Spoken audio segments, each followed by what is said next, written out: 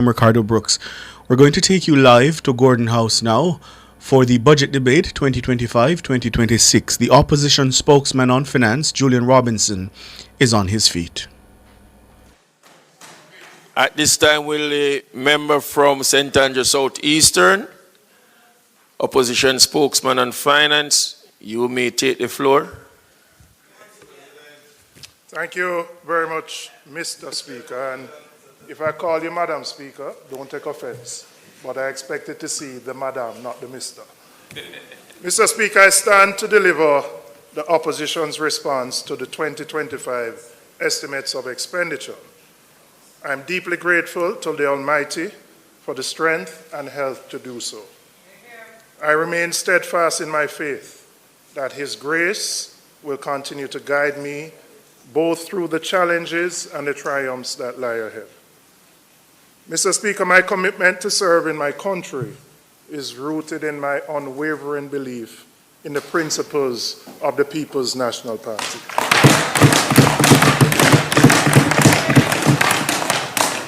It is both an honor and privilege to be entrusted with this responsibility. I extend my gratitude to our party leader and opposition leader, Mark Golding. And I want to thank my colleagues on both sides of the House. Some of them over there give trouble sometimes. Going to Walden University really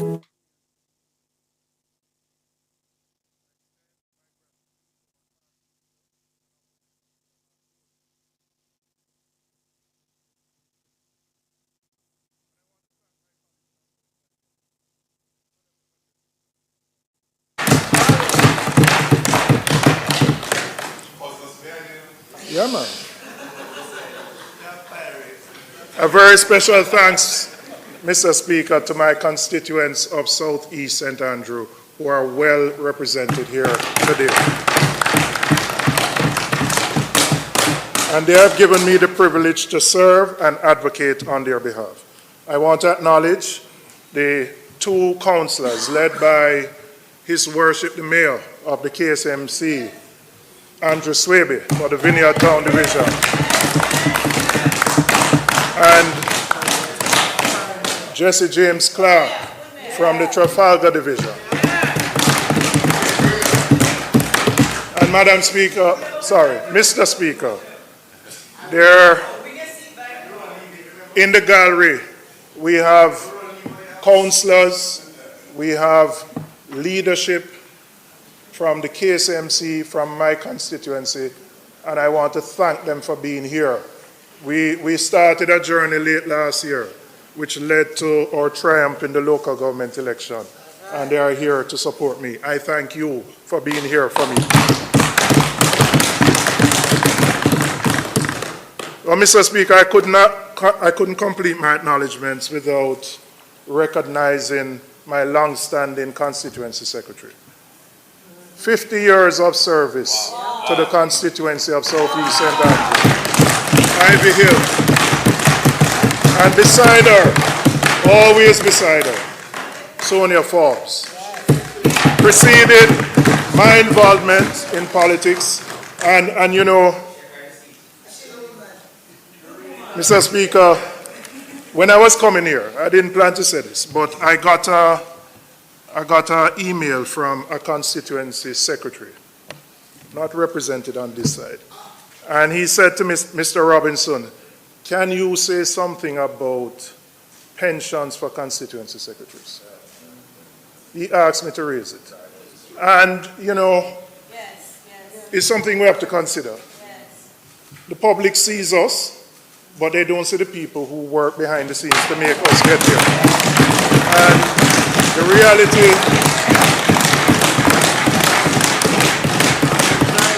and the drivers too. The reality, Mr. Speaker, is that they give yeoman service at great sacrifice on both sides, to themselves, to their families, and the reality is that we have to examine how we can take better care of them when they get to that stage where they can't serve anymore.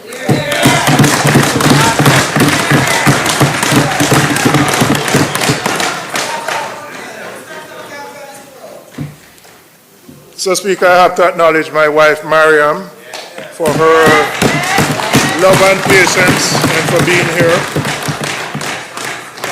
My father isn't here, but from I was a little boy, every football match, cricket match, and even at this stage, my father is fully supportive of every single thing that I do.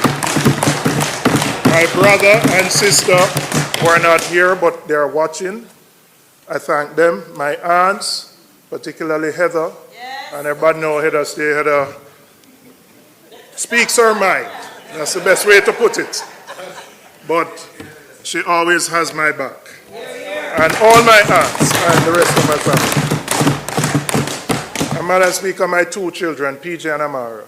And Madam Speaker, I'm here, and the reason I do the work I do is because I want Jamaica to be a better place for them. I want them to grow up in a Jamaica that I had an opportunity to grow up where I could walk on the road as a 10-year-old. I could walk home from primary school as a 4-year-old. We could go on the road, do all of these things. I want that Jamaica for them. And that's why I serve, so that they can have a better Jamaica and they can have a better future. And I want to acknowledge Indewell, because she wasn't acknowledged. Former Member of Parliament, and I believe soon to be, Joan Gordon Webley.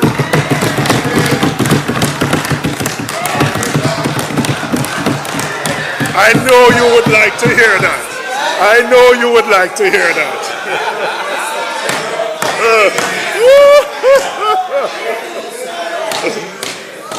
Mr. Speaker,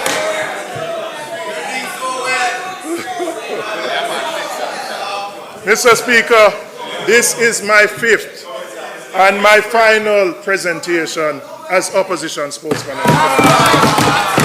In the next budget debate, Mr. Speaker, I will be on that side of the aisle presenting. And with crystal clear, it will come true. Why them get agitated, Mr. Speaker? Mr. Speaker, as I've done in my previous administrations, I will demonstrate that the opposition has a firm understanding of the economic challenges facing our nation. More importantly, I'll outline meaningful solutions and establish why the People's National Party is the right choice to lead Jamaica forward.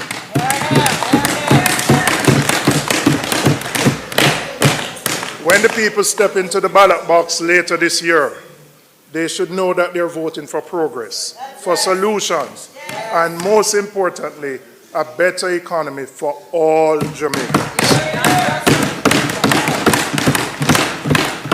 Madam Speaker, Mr. Speaker, before I continue, I want to acknowledge the Minister of Finance, we share a number of borders, and acknowledge her because she's the first female to serve in this capacity and the first female to open and to close a budget debate. So I want to acknowledge the Minister of Finance.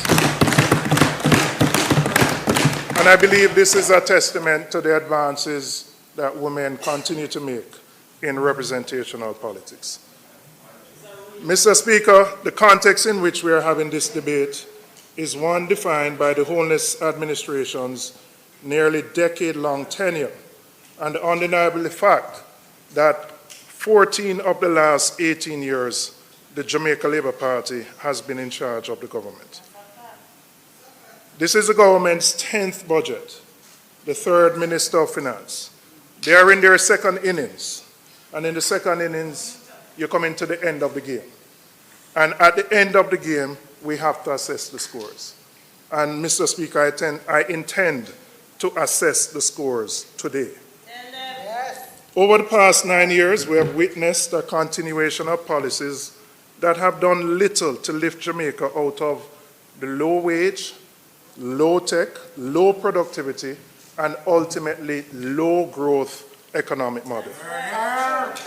The fact is, Mr. Speaker, if we continue to tinker around the edges, which is what the government continues to do, our economy will remain stagnant. We're going to be trapped in a low value add, low income system that simply can't deliver a better quality of life for the majority of the Jamaican people. Mr. Speaker, low productivity remains one of our biggest obstacles to growth.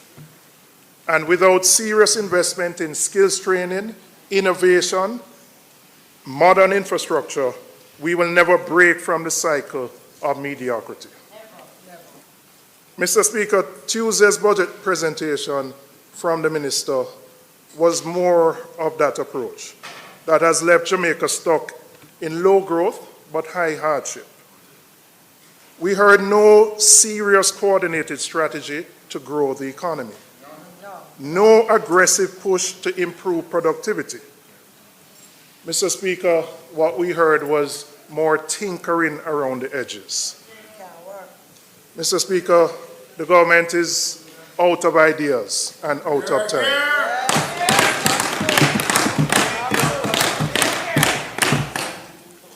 Mr. Speaker, today you will hear from this side. Number one, a bold strategy to sustainably grow the economy at higher levels. Number two, a targeted approach to tackle the cost of living challenges in the short term for young Jamaicans, for struggling parents, and for our seniors. Number three, a concrete plan to reduce energy costs and reduce people's light bills. Number four, a decisive approach to addressing high interest rates and bank competitiveness. Number five, a comprehensive strategy to empower and expand the MSME sector, looking at access to finance, incentives, and access to government projects. Number six, a responsible approach to negotiating public sector wages that ensures fairness and respect. Number seven, a plan for investing in our nation's creative industries and digital content creation. And number eight, a plan for education, probably the most important thing, right?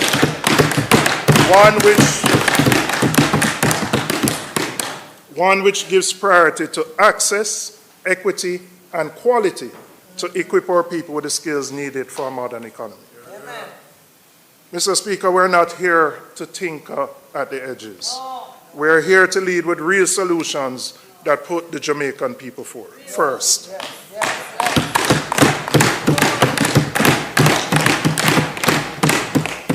So, Speaker, the government boasts of macroeconomic stability while people's quality of life continue to go down. Stability without meaningful transformation is simply never enough for where we need to be in our economic development. And Mr. Speaker, we are not knocking macroeconomic stability. We can't, and we would never do so. We understand the value of it.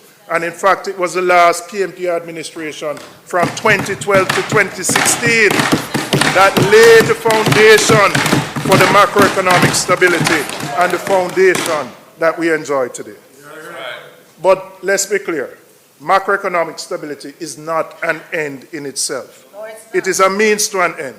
And that end must be higher sustained growth, which translates into better living conditions, not just for some Jamaicans, but for every single Jamaican.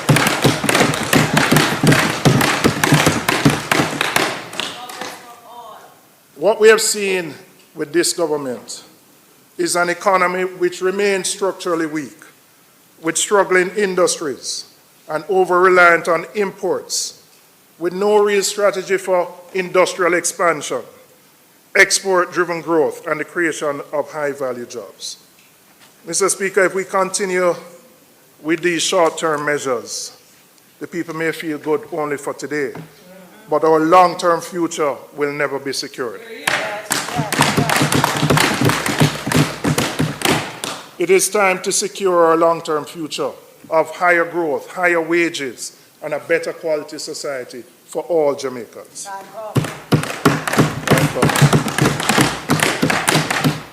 The government has demonstrated by their tinkering that they don't understand the long-term assignment that is required to transform the Jamaican economy.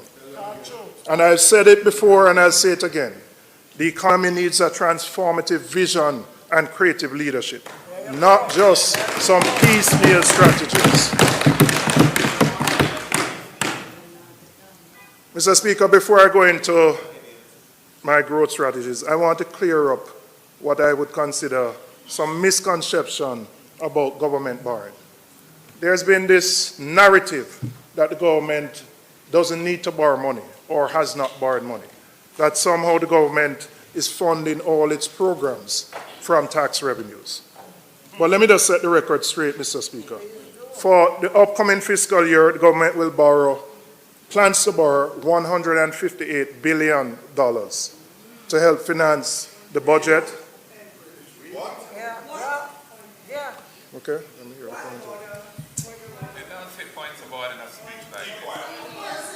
the point of order. That, Mr. Speaker, the member is misleading the House. It was in my speech. He is misleading the House. No, let me hear the point. He's misleading the House. Can we just keep a little bit quiet so that we will hear the minister make the point of order, please?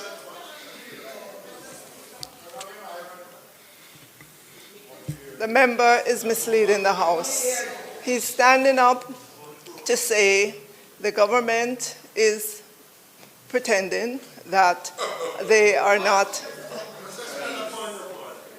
That is a point that, look, I stood up in this House and I told the Parliament and the Jamaican people how much debt is coming due in this coming fiscal year, how much of it we expected to finance, and what was the gap in there that would be provided for with our own resources. So don't stand up.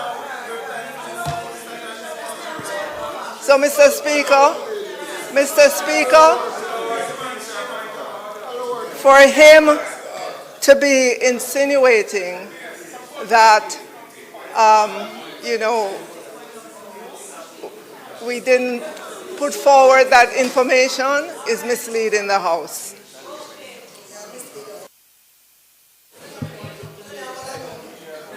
Mr. Speaker, you ever hear the saying, the wicked fleeth where no man pursueth?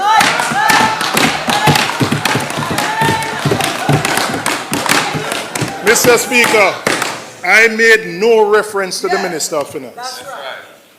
You are not the only person who speaks on economic issues on that side. And I'm going to continue. There is no point of order. I never said you said that. But I never said you said that. I said members on that side. And I'm going to continue. Right? Madam Speaker, Mr. Speaker, for the upcoming year, the government plans to borrow $158 billion to help finance the $1.3 trillion budget. The current fiscal year ended, the government borrowed approximately $198 billion. And for full transparency, Mr. Speaker, let me share with the House. The total public debt stock is estimated to reach $2.2 trillion at the end of fiscal year 25-26. By the end of fiscal year 28-29, the government projects that it will rise to $2.34 trillion. Now, hear me. I didn't say you said it, but other people have been saying that we don't need to borrow. And that we have been using our own resources to fund everything. Right? And it is inaccurate. And that is why I'm clarifying it. So, Mr. Speaker, right? Mr. Speaker, I never said she said. I never said that. I never said that.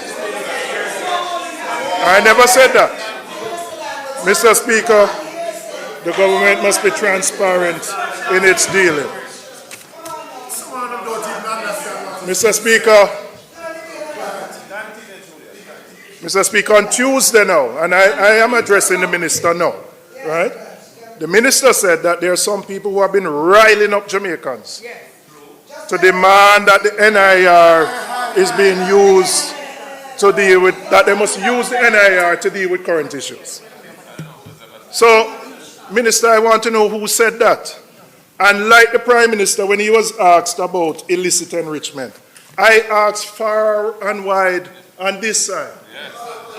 And I can't find either anybody on this side. And I have also gone to Google and AI to say which Jamaican is saying we must use the NIR to deal with current issues.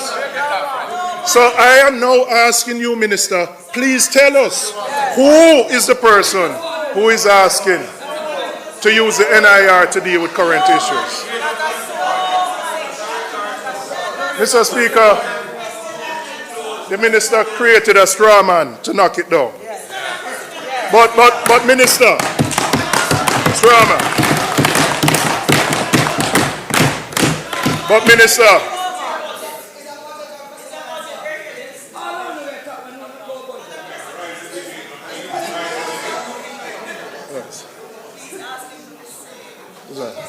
so Mr. Speaker, you know, on my way here from last night, my constituents have been inundating me.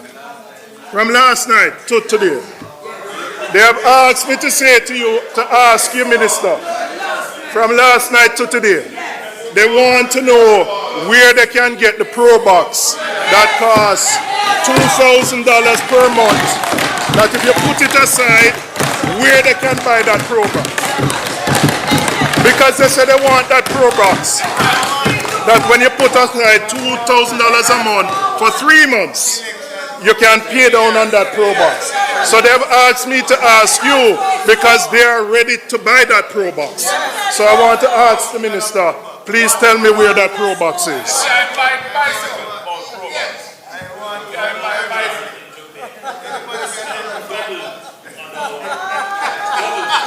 I come into you. That's easy. I come into you. Mr. Speaker, the JLP has gone to great lengths.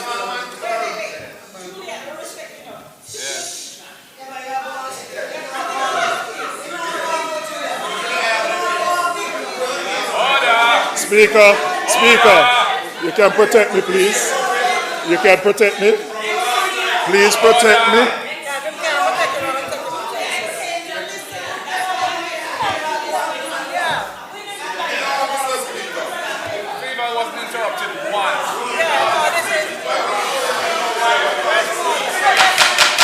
You know, Mr. Speaker, when I invited my wife, I told her that they would be on good behavior, Mr. Speaker, the JLP has gone to great lengths to downplay and deny the PMP's critical role in achieving macroeconomic stability that the country enjoys. They would have us believe that they single-handedly fixed the economy, as if history started in 2016. And I must tell you, when I listened to the history lesson on Tuesday, I noticed that it stopped at 2002. It stopped at 2002. It didn't go beyond 2002. Huh?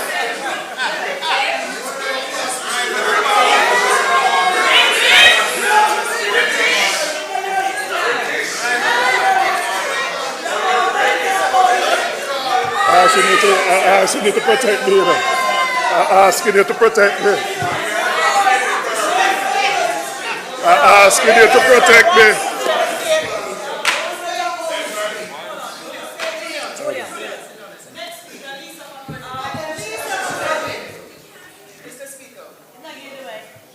Madam, are you rising on a point of order? Yes. Please get to your point of order. You know I'm not a fast worker, Mr. Speaker.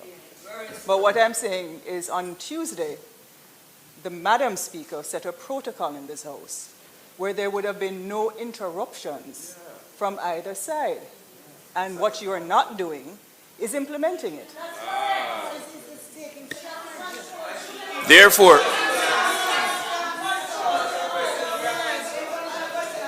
if it is, I will now use the instrument of the House to do so.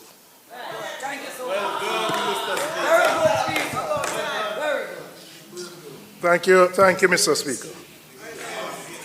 Mr. Speaker, I said the history lesson stopped at 2002. It never went any further.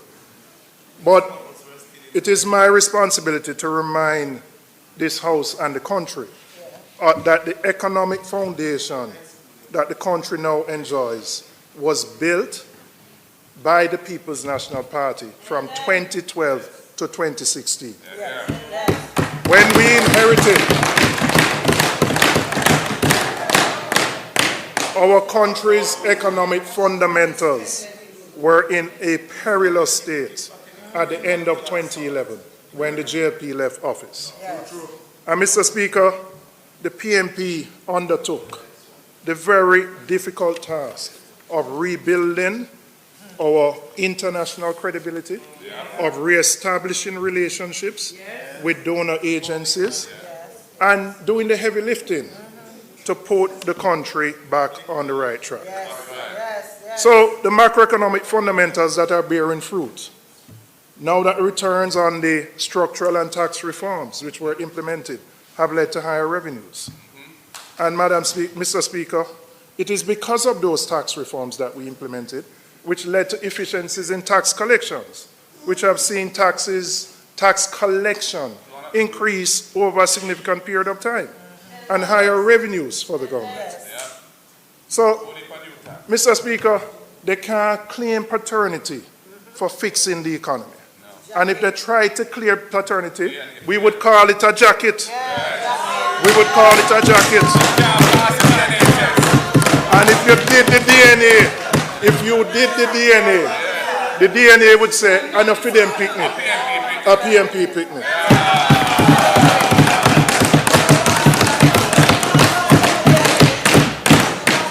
Mr. Speaker, we recall the years where the economy experienced 14 consecutive quarters of negative growth, from 2007 to 10, only to achieve a mere 1.5% in 2011.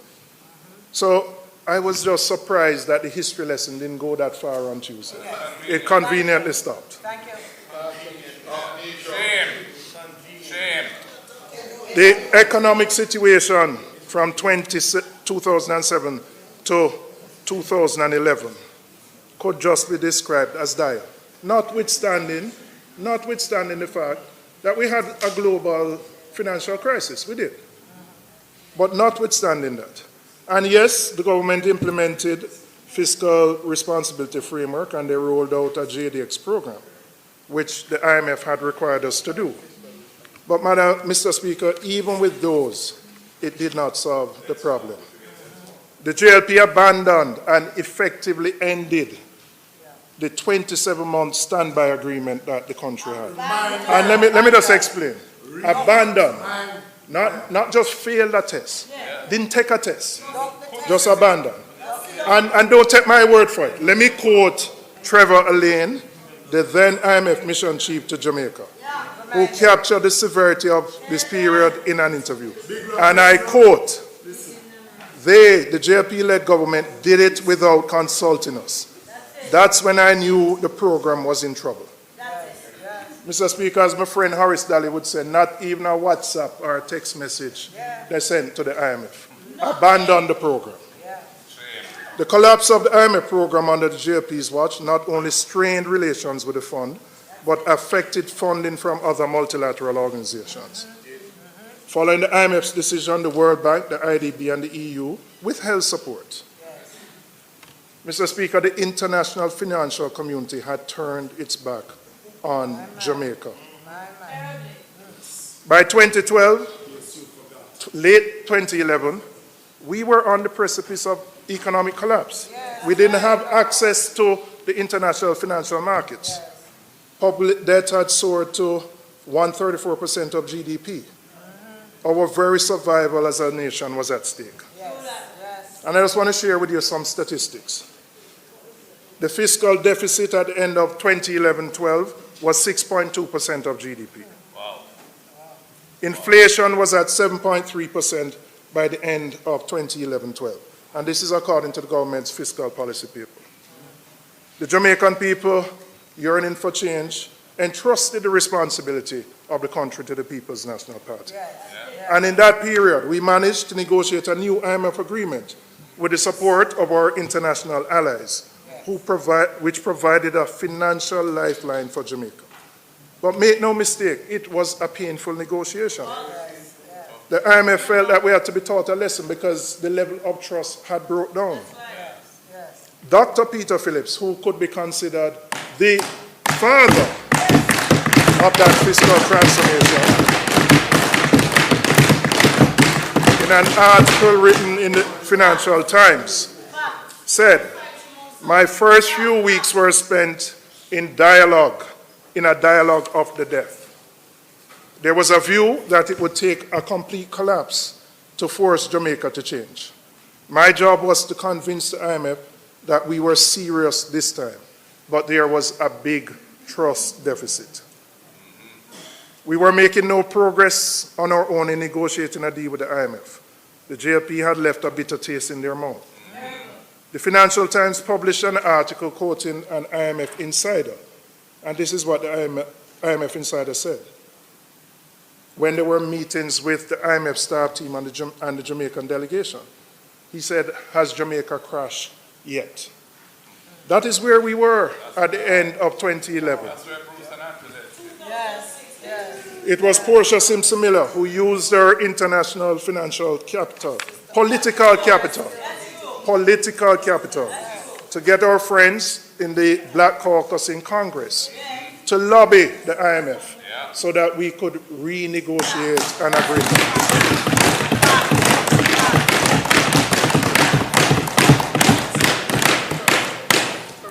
Congresswoman Maxine Waters led a delegation, I believe it was on Christmas Eve, to the IMF, to the then Managing Director, Christine Lagarde, and basically pleaded the case of Jamaica, for Jamaica to be heard. And, Mr. Speaker, we had to undertake very difficult reforms. Some of those measures were painful. They involved raising taxes because we had to run a large fiscal surplus. But it was the passing of these tests, our adherence to fiscal discipline, and our efforts in reducing the debt that has handed the Labour Party the economy that they now enjoy.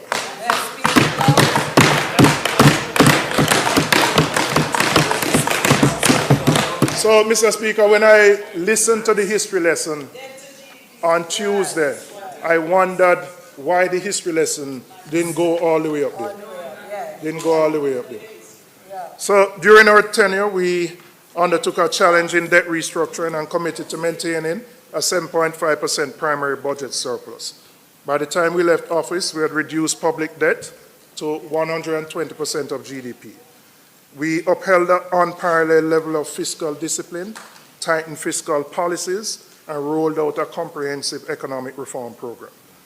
The program focused on structural reforms to stimulate growth and employment, significant fiscal adjustments backed by broad institutional reforms.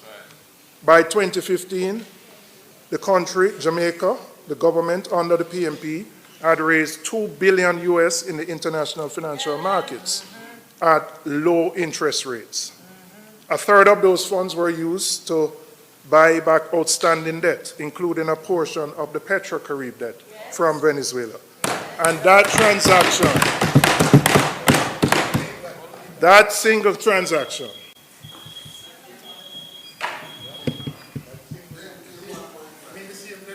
Mr. Speaker, the members' time for speaking having expired, I beg to move that he be allowed to complete his presentation. May it please you, Mr. Speaker. The request for desired time to be extended is on the floor. Those in favor? Those against, ayes have it. You may continue.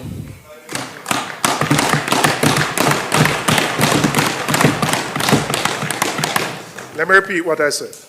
In July 2015, the government, led by Portia Simpson Miller and Peter Phillips as Minister of Finance, raised $2 billion US on the international capital markets at low interest rates. A third of those funds were used to buy back outstanding debt, including the Petrocarib debt from Venezuela. That single transaction, Mr. Speaker, saved Jamaica over $300 million in debt servicing. Huh? Yes, we got a 50% discount on it. That allowed us to bring our debt to GDP ratio down by over 10%. But, Mr. Speaker, when we were doing that on that side, they were criticizing us. They were saying we shouldn't do it. They were saying we shouldn't reach out to our allies in the US for support. They felt the deal was wrong. You can look on it, it's there. That's you. It's there, it's there.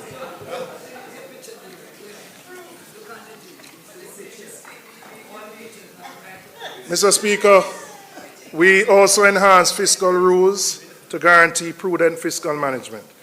We supported the creation of EPOC, which has been transformed today into the Independent Fiscal Commission, comprising representatives from the business community, the unions, civil society, and government officials. These measures we implemented yielded substantial results. Jamaica's fiscal deficit was eliminated, achieving a 0.4% surplus by 2014-15. The public sector surplus rose to 1.4% of GDP. In 2015, inflation had dropped to 3.7% and was the lowest in nearly 5 decades.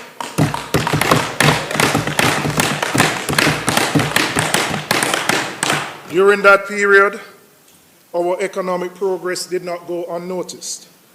Standard & Poor's and Moody's raised Jamaica's debt credit rating in 2015, and Fitch followed suit in early 2016. Jamaica also made significant progress in the World Bank's Doing Business report, climbing 27 places from 85 to 54 among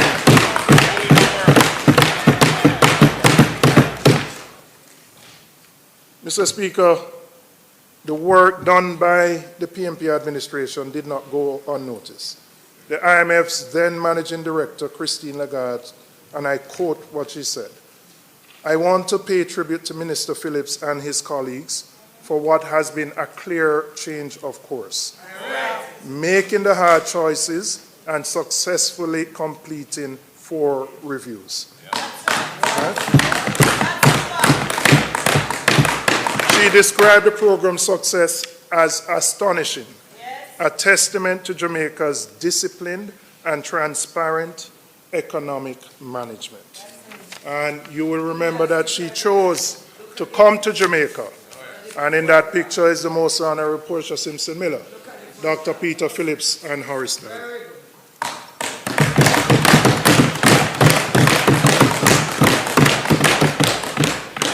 Mr. Speaker, it was our commitment to macro-fiscal stability and prudent fiscal management that rescued the economy. The structural and fiscal reforms we implemented laid the groundwork for the positive macro stability we now enjoy. We birthed the economic stability that the JLP's botched attempt at it in 2019. We are committed to that macro fiscal stability in 2025, and we will ensure that we entrench it so that no government can play with something that is as important as this. So that this forms the basis, the foundation for high and sustained economic growth. Mr. Speaker, to be honest, we never planned to go through this. But when I heard the history lesson on Tuesday from the minister, I said, we have to set the record straight. You can't, if you're going to give a history lesson, then be fulsome with the history lesson. I am not going to stand up here and pretend that every time we have been at the wicket has been great. None of us can. You can't, we can't.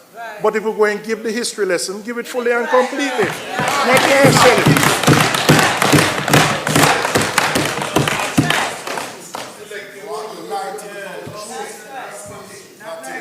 Mr. Speaker, I now want to look at the current government's track record on economic growth. Despite the posturing of having the strongest economic fundamentals in history. When they came to office in 2016, they promised sweeping prosperity. But now you have to ask prosperity for who who are the beneficiaries of that prosperity. It can't be prosperity for only a well-connected few. Yes. Yes. But make no mistake about it, Mr. Speaker, for the majority of Jamaicans, life remains a struggle. Life remains a struggle. Many people are just struggling to make their ends meet. What this government has neglected to tell the people is that prosperity doesn't come out of thin air. It's a result of strong, sustained economic growth. Growth is what allows a government to create the conditions for prosperity. Higher economic growth means higher salaries. You can afford the lifestyle that you want.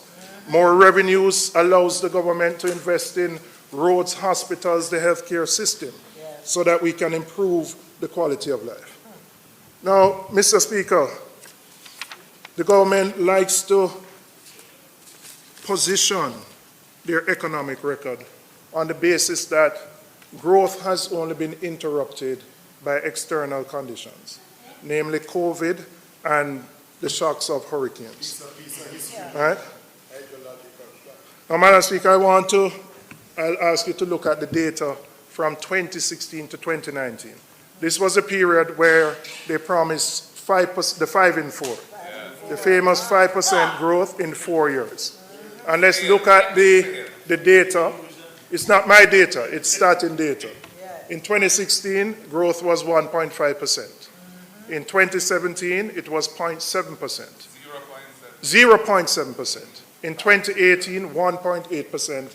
And 2019, before COVID, it had fallen to 1%.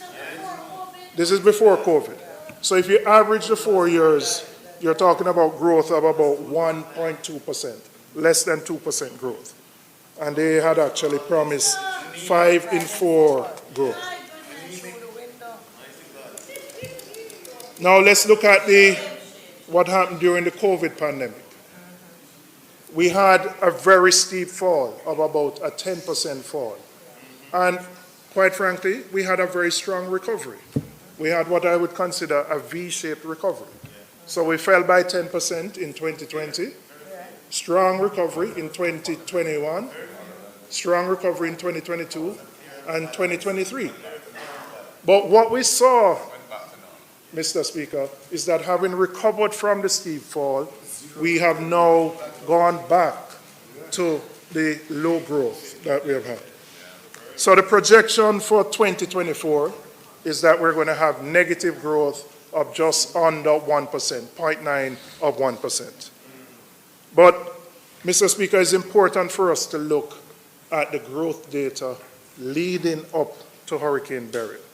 Because, again, the narrative that is being, the false narrative is that it's only because of Beryl why we ended up with that economic growth.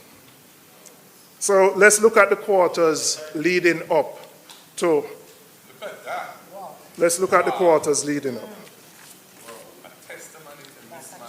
You will, if you look at the data starting on that side of the chart in 2022, that continued to reflect the recovery from COVID. So there is 6.5%, 4.8, 5.8, 3.8, 4.1. And then we come down to 2.5 and then 2.3. And then we come down again to 1.6, 1.2. And then immediately before. Hello, Max. What can I...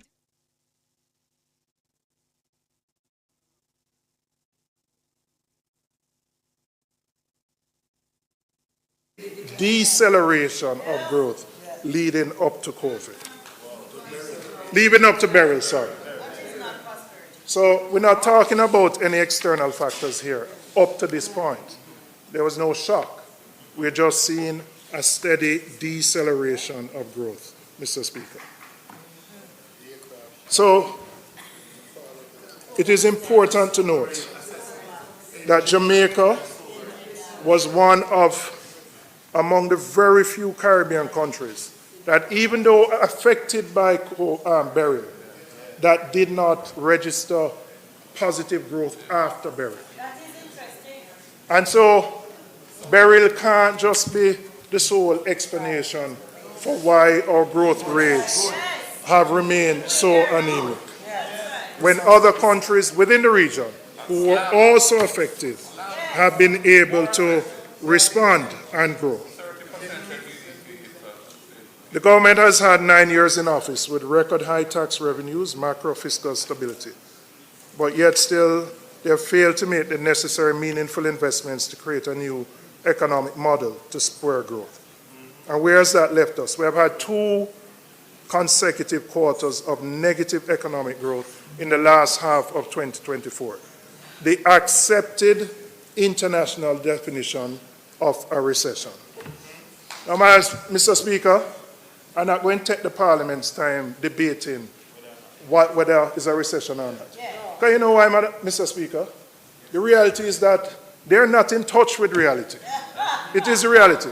If the Minister of Finance can say $2,000 per month for 3 years can make you pay down on a pro box, it means they don't understand what is going on in the country.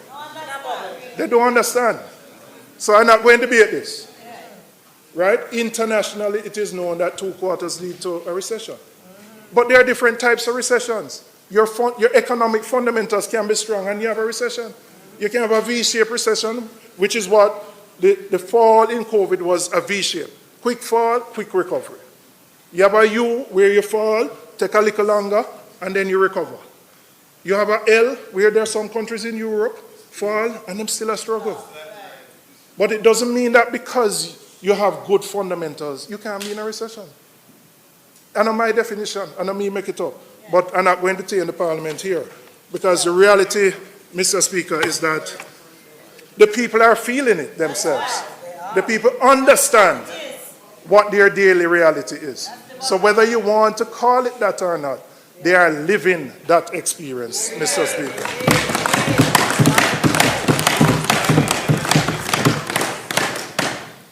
Mr. Speaker, in November last year, the government unveiled what they call the Pivot to Growth Initiative under the slogan Aspire, a 6-pillar strategy that they claim will usher Jamaica into a new era of economic transformation. I would say it is 5 in 4 repackaged and rebranded. Remember, with 5 in 4, we had the big song and dance, we had the Economic Growth Council, but we just never got growth. The average growth was less than 2%, 1.25%. So we look forward. Well, when I say we look forward, I don't know that Aspire is going to be implemented, because I believe Aspire is going to expire before the time comes.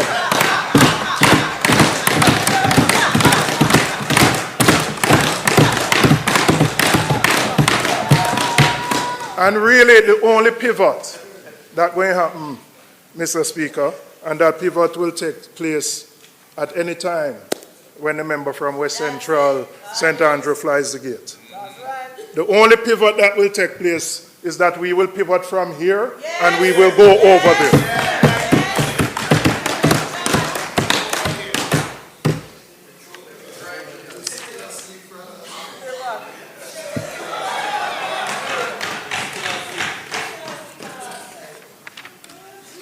To truly aspire, Mr. Speaker, the government needs more than a catchy slogan.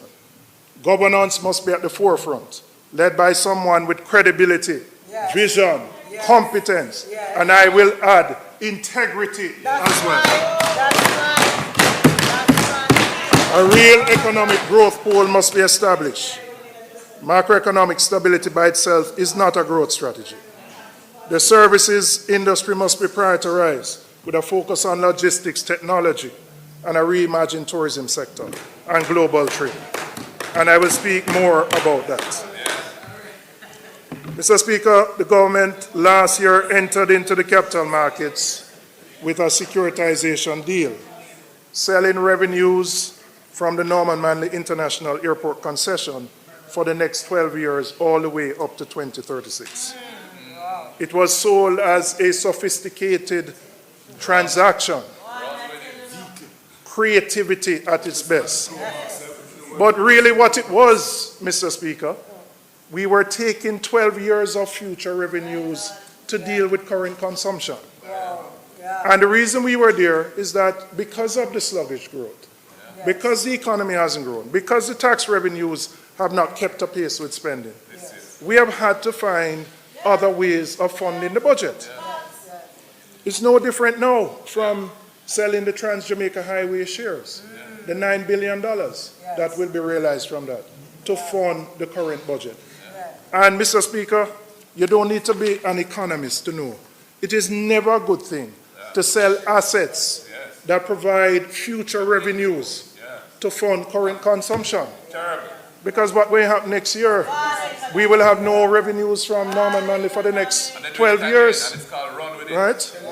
So when we talk about this thing, they like to talk about run with it on this side. But I don't know, that sounds like the classic definition of run with it. The latest labor force figures from Statin show unemployment at a record low of 3.5%. And that's good news. It's always good news when there are more Jamaicans engaged in work. But while we acknowledge the low unemployment rate, we also have to ask, what is the quality of the jobs that are being created?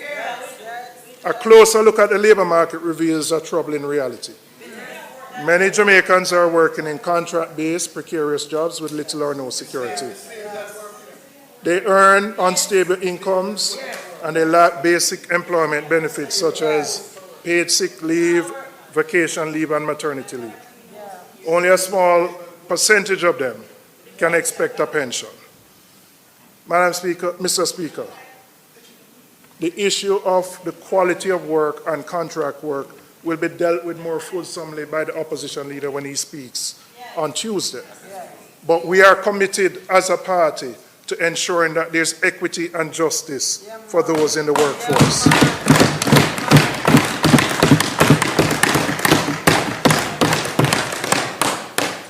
Another critical insight from the Statin data is a large number of Jamaicans who remain outside the formal labor force, either unable to find work, uninterested in looking, or unable to participate for a variety of reasons. As of October 2024, 687,500 Jamaicans were classified as outside the labor force. That's almost 700,000. And those outside the labor force are classified from 14 and above, I believe, up to 70. Of that number, 108,900 were young people who were not working, not in school, or not in any training program. And really, huh? No, I said 14 to 70 is what Statin uses to classify outside the workforce. Of that number, 108,000 are young people who are not working, not in school, and not in any training program. Mr. Speaker, this is really a consequence of an economy that has failed to grow and provide the type of jobs for the majority of the Jamaican people. And a low unemployment rate really can't be celebrating when many workers are trapped in low-paying, insecure jobs, where half of the population is struggling to afford food, where tens of thousands of young people are disengaged from work and education. So while a low unemployment rate is always good, we must do more to address the crisis of low wages, job insecurity, and economic inequality.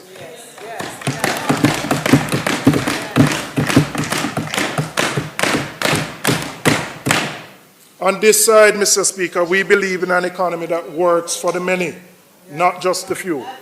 It is time to uplift workers, create real opportunities for Jamaicans, and we are committed to doing it on this side of the aisle. Mr. Speaker, there is a great disconnect between the data that more Jamaicans are employed and the stark reality of the hardships that many of them face. In January of this year, a new report by the United Nations Food and Agricultural Organization found that between 2021 and 2023, a staggering 55.1% of Jamaicans experience moderate or severe food insecurity. Not my data, Mr. Speaker. FAO did their own study. 55%, Mr. Speaker. Let that sink in. More than half of the population struggles to afford nutritious and balanced meals. Many Jamaicans are underfed and living in financial distress, despite being employed. So yes, more Jamaicans may be working than before, but what they are earning is simply not enough to make ends meet. Now, what is even more alarming, Mr. Speaker, is that when you look at the FAO data for the Caribbean, only Haiti has a worse food insecurity record than Jamaica. Only Haiti of all the countries in the Caribbean. And even more disturbing, Mr. Speaker, is that it is moving in the wrong direction. The table shows that the food insecurity is getting worse, not better. For Jamaica. For Jamaica. Not for the other countries. Minister, I'll send you the report. I'll send you the report. Not mine, not my data. Not my data, not our data. It is the United Nations FAO sobering study. Sobering study that all of us must reflect on. And part of the challenge, the survey of living conditions, which we used to do on an annual basis, I don't think we have produced one since COVID. So the data that is very specific to Jamaica about poverty and living conditions, we don't know. We don't have the data. One hasn't been completed. I mean, our census hasn't been completed, right? Mr. Speaker, it goes without saying that the cost of living crisis, I don't know that it has been produced. All right, okay. Your census couldn't finish. Yes,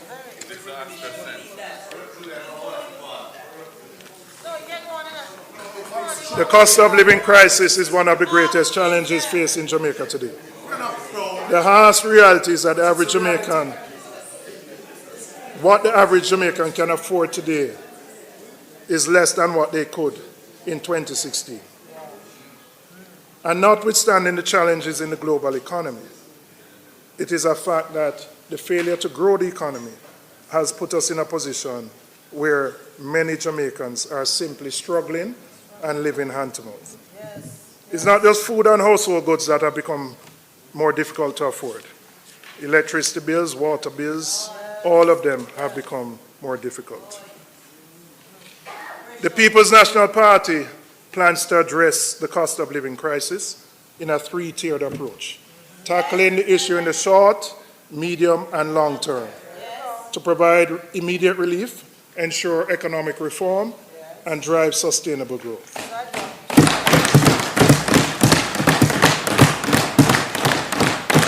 In the short term, to address the cost of living crisis, we are proposing targeted policies that will cater to different demographics.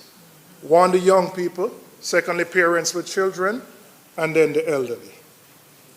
Mr. Speaker, we're going to, first commitment we're doing, we're going to extend the post-graduation moratorium for students who borrow money from the Student Loan Bureau. Yes. And the reason we're going to do that,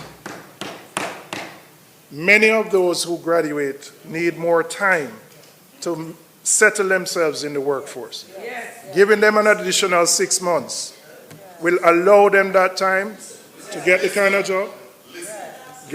of job, and to be able to start the repayment. So that's the first commitment, Mr. Speaker. We're going to extend that moratorium by 6 months. The second commitment, Mr. Speaker, is that we are going to introduce a structured system that will allow borrowers to renegotiate their payments based on their level of income. The opposition leader has spoken to that already. And I'm going to explain why this is important. So, and I'm going to use some round figures. Let's say you borrowed $5 million and your repayment is $30,000 a month. But you haven't gotten the kind of job that allows you to pay the $30,000 a month. but they are paying $20,000 every month, right? And the reality is that if you look at the unemployment data, it doesn't say this, but we have a large percentage of what you call underemployment. People who are in jobs below their experience and qualifications. The challenge with the system right now is that even though you're paying the $20,000 that you can afford every month, you are considered delinquent and in default. And you're still paying the $20,000. And with the advent of the credit reporting systems, it means that those students are now confined to bad credit scores. So if they want to buy a car or if they want to buy a house, they have a very bad credit score. We are going to reform the Student Loan Bureau so that we can do away with that categorization of delinquency and being in default. So that not on an ad hoc basis, we will formalize it.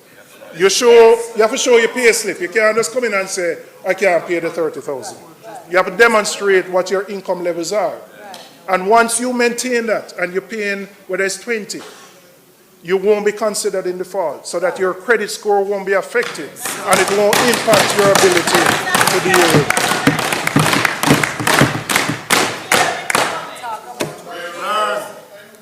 That is our commitment number 2.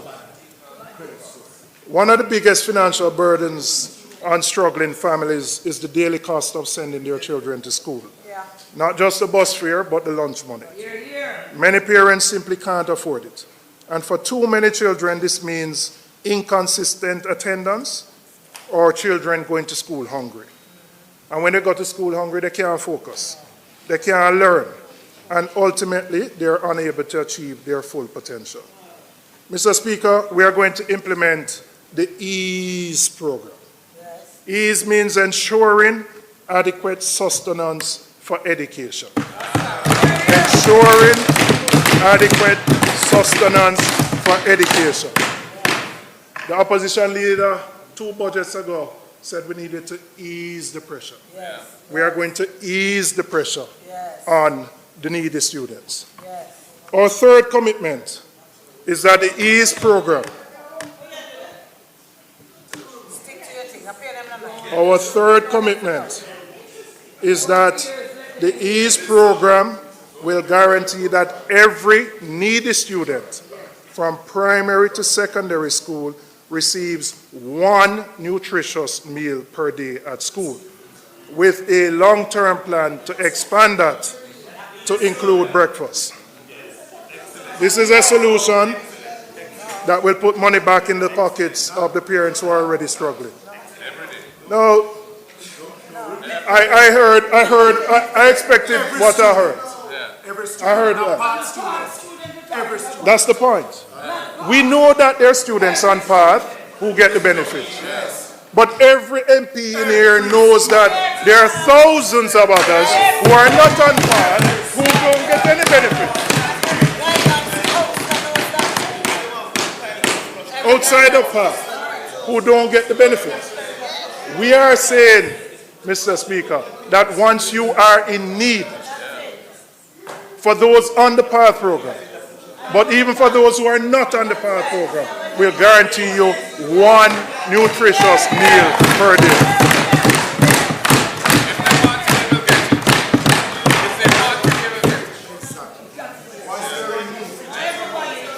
No, Mr. Speaker, we're going to phase in the EASE program, ensuring an efficient rollout that maximizes the impact while maintaining fiscal responsibility. The opposition leader will address the transportation plan in his presentation. But let me say this, if you can't afford the lunch money, more than likely you can't afford the bus fare either. And too often, many of us in our own constituencies, we will see children at home on a school day. And when you ask a parent why them can't go, and them just say, boy, I don't have the money to send the picnic to school. That is the reality of too many of our children. So our commitment is to ensure that every needy student, those on path, but those who are not, get 1 meal per day. I now want to move to how we plan to help those senior citizens, those who are 65 and over. Mr. Speaker, we're going to introduce for our elders or senior citizens who are retired a flat rate for their National Water Commission water bills. A flat rate.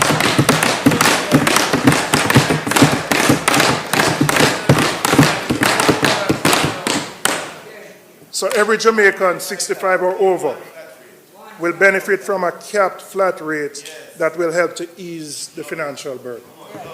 They have, and it is not going to be one rate across the board because people have different consumption patterns, right?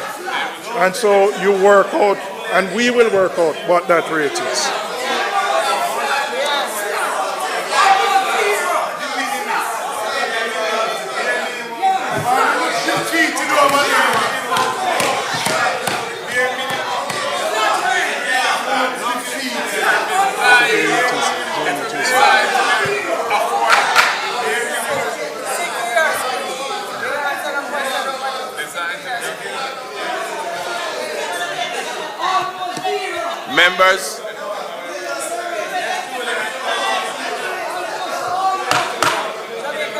Members, please allow the speaker to continue.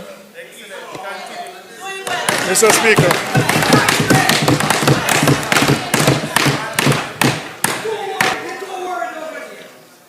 Mr. Speaker, I now want to turn my attention to the state of the Jamaica Urban Transit Company because it exemplifies a much bigger issue, which is the failure of the government to invest in essential services that directly impacts people's lives and their cost of living.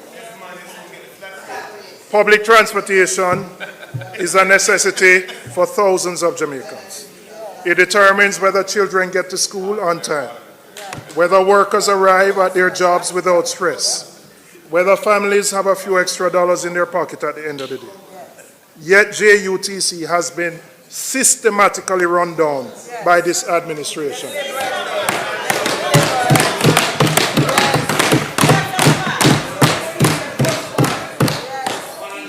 Mr. Speaker, in 2016, JUTC carried 62 million passengers for the year.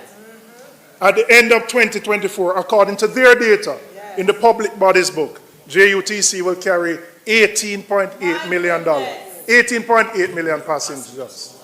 That is less than 30% of the capacity. Less than 30. Right?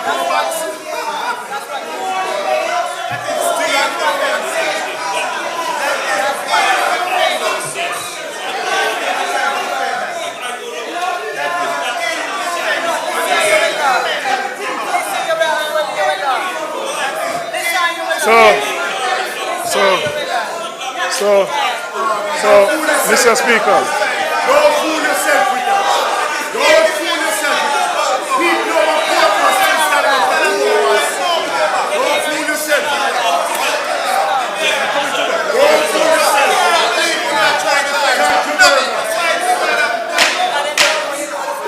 Don't fool yourself with that. Members, will you allow the speaker to continue, please? You know, if you want, you want me to hold on? Members, I will not allow the speaker to continue until there is silence. Thank you. You may continue, sir. But I never know them would I get so excited, right? Mr. Speaker, I heard sotto voce a comment, so what? I'm going to tell you so what, right? I'm going to tell you why this matter. I'm going to tell you why it matters to Yvonne and her 2 grandchildren. Because when she come to Spanish Town at 5 o'clock in the morning, she wait 1 hour on the JUTC bus. She can't get the JUTC bus with her 2 children. She have to go and jump in the coaster and pay $250 to go to school. And the money that she was going to give the 2 children for them lunch money, She have to spend on JUTC. And it take them and her 3 hours to get to school. So you impact her cost of living.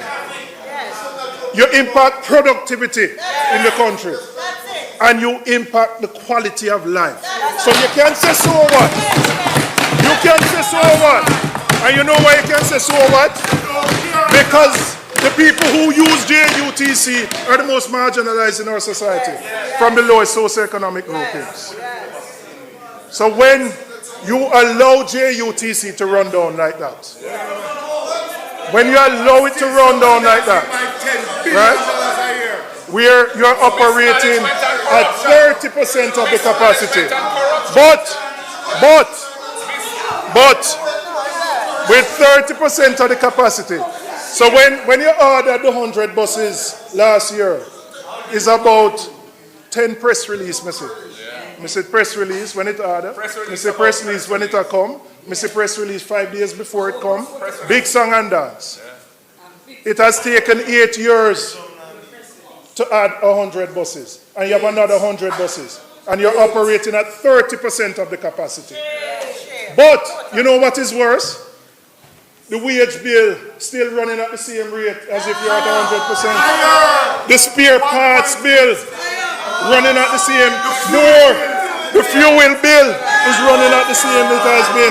Mismanagement and corruption. So Michael going to have to deal with JUTC when he come. Because it have to clean up. Because we're running at 30% of the capacity. But we're spending more money on JUTC. So what? So what mean people have to pay more to read school? So what mean people have to take 3 hours for each where they go? And so what mean you are impacting negatively productivity and quality of life? Mismanagement and corruption. You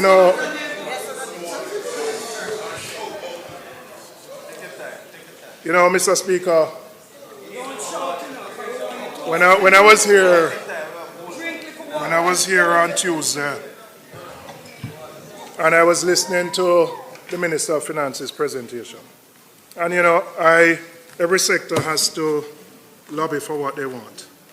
But when I heard the relief that was being offered to the new car dealers, I asked myself, if I thought about the top 5 priorities that are affecting the country, whether it be crime, whether it be education, healthcare, improving public transportation, I wondered which one that would solve.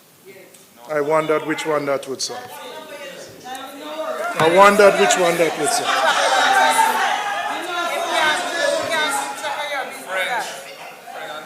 Mr. Speaker, I want to go to public sector and public sector negotiations. Mr. Speaker, I sympathize with every public sector group that has to endure the government's approach to wage negotiations. The way the administration has handled the review has led to protests, frustration, and public outcry. There was problem with teachers over graduate pay and retirement age.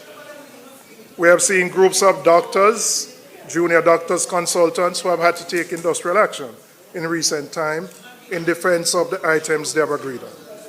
We have seen agitation from other groups, UTEC staff, as well as firefighters and correctional officers. At the heart of the problem, Mr. Speaker, is the government's tendency to sign an agreement with public sector workers only to ignore or to change the terms of the agreement. And then when that is done, and there may be good reasons why it is done, but if it is done, you need to come back to the table in an open and transparent manner and indicate to the persons why it is done. And unfortunately, what we are seeing is that groups will sit down in negotiations with the government, and then the circular, which formalizes what they have discussed and agreed, is a totally different matter. And there is a grave level of distrust between the union movement and the government around this issue. An issue which is important and coming up relates to the increments that have been agreed between the government and the trade unions. And so I want to ask the Minister of Finance whether the budget provides for the payment of those increments, plus the wage claims that the government has received from the union movement. It is important to know so that unions who are expecting that those payments are going to be made at the beginning of the new financial year will know whether that will be done. When we were last in government, Mr. Speaker, we established the Public Sector Monitoring Committee, a critical platform that brought unions to the table, ensuring consultation, transparency, and trust in decision-making. What has become of that committee? We are committing, Mr. Speaker, to restoring that committee because we believe in dialogue, we believe in respect, and we believe in fairness. And as Michael Manley so powerfully put it, we have to restore the voice at the workplace.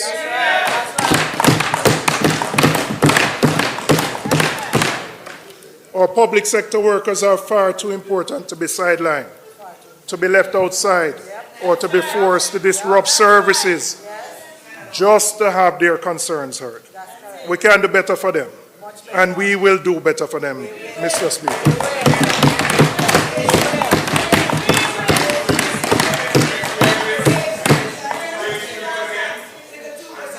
Mr. Speaker,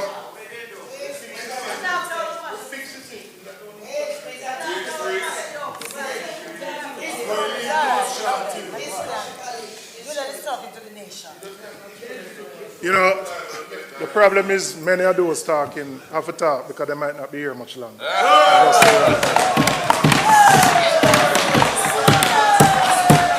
Mr. Speaker, we currently have a high interest rate environment in the financial environment, and we understand why. The central bank had to increase interest rates to deal with the issue of inflation. And we had a period where inflation was high and the central bank had to increase their rates. However, the Bank of Jamaica's key policy rate, which influences the interest rates charged by commercial banks, has been on a downward trend. Since August 2024, the central bank has lowered this rate by a total of 100 basis points, bringing it down to 6%. However, despite this clear signal from the central bank, we have seen virtually no movement from the commercial banks in reducing lending rates.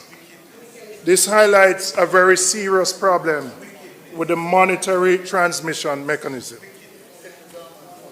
Mr. Speaker, we have heard calls from ministers on that side, from private sector groups, from us, that there needs to be a reduction in the bank's interest rates.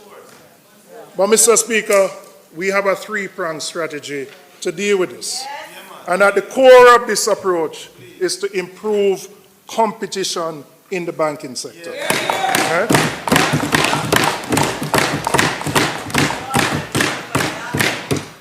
The problem, Mr. Speaker, is that we have a highly concentrated banking sector. Right?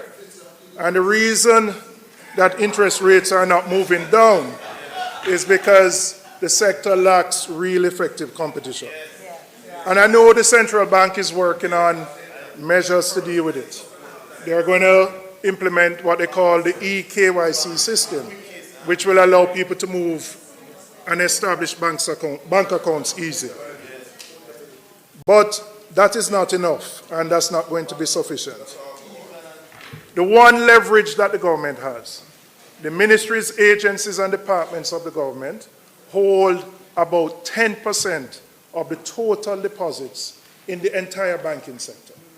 And our commitment, Mr. Speaker, is to introduce competition for those deposits, because the majority of the deposits now go to the two big banks, close to 70 or 80%. And there have been historic reasons for that. But we are going to introduce competition for those deposits, an auction system, so that the smaller banks can get some of those deposits. What will that do? And let me say, you have different types of deposits. You have the current demand deposits where they need that to deal with current expenses. But you have longer term deposits. And we're going to auction those so that all the banks, the 11 deposit taking institutions, can compete for the government deposits. That is our commitment, number 6.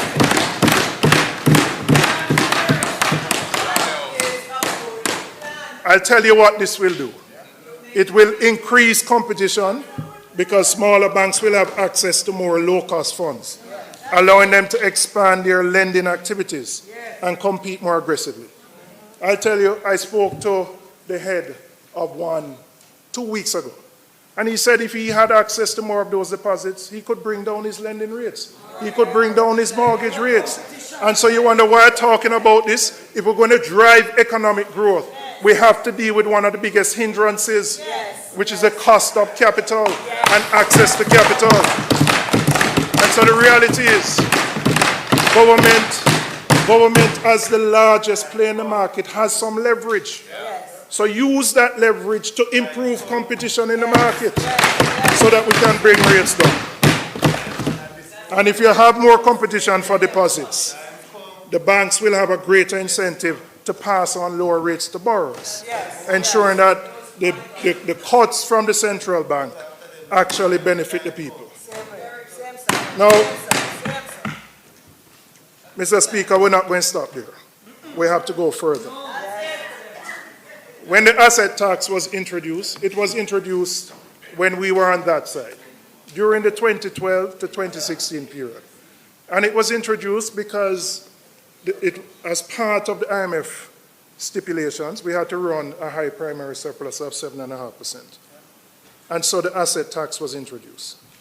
Even though it was intended to be a short-term measure to plug the gap, the asset tax has remained. And it has been a sore point for the banks. Mr. Speaker, I'm making a commitment here, backed by the opposition leader who will soon be on that side. We will phase out the asset tax over a 5-year period. 5-year period. 5-year period. 5-year period. We will assess it. I hear the laughing. I hear the laughing. I hear the laughing. They have kept it for 9 years and done nothing. They have kept it for 9 years and done nothing. And you have kept it for 9 years and done nothing. We're going to phase it out because we have to assess the impact on the government's revenues. But it is a commitment that we're going to do because we have to be responsible. It's easy to get up and say you're going to do everything one time. But you're going to have to determine where you're going to get the revenues to back it up. And so our commitment is to phase it out over a period of time so you don't have the damage to your fiscal accounts by doing so. And that is our next commitment number 7. 9 years to reverse. I don't know anything. But Mr. Speaker, we're going to go further. By phasing out the asset tax, we are going to sit down with the banks and we're going to have a discussion about some of those fees. What we have seen over time with bank fees is that what banks earn from fees versus their loan income, bank fees keep growing. In some cases, up to 40–50% of total income. So we're going to have to sit down and say, if we're going to phase out the asset tax, which you've been calling for, you're going to have to look at those fees that you charge customers. Those fees which, when you go to an ATM, there are a whole host of fees. So we are saying we will phase out the asset tax, but we are going to have a discussion about bringing those fees down so that we can deal with the cost to customers of those services. And the final commitment, and I want the member from South St. Catherine to hear me. He brought a private member's motion to the Parliament on banking fees. It was never debated, and I'm committing to him that private member's motion, when you bring it back and we are on that side, we will debate that private member's motion on banking fees.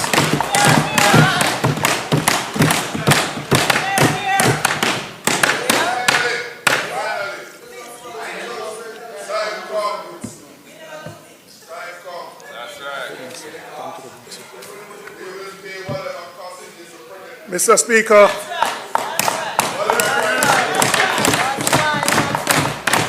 Mr. Speaker, I now want to go to what I call our 4E strategy for building a stronger economy and for pushing export-led growth.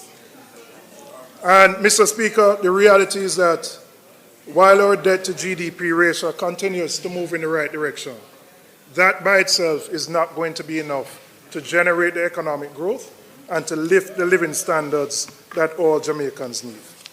And the 4 E's are energy, efficiency, the emerging economies, and education. And, Mr. Speaker, we have to change how we view growth. To advance, Jamaica must pursue a future where value-added exports play a larger role. We'll never become wealthy by selling just to the 3 million people. And so we have to look beyond our shores to create export-led growth. Our focus must shift towards producing and exporting goods and services that generate higher value. Jamaica can lead the region in producing innovative products in fields like agro-processing, manufacturing, and the digital creative services. We must actively work towards being known for excellence in products that are made in Jamaica and that can command premium prices.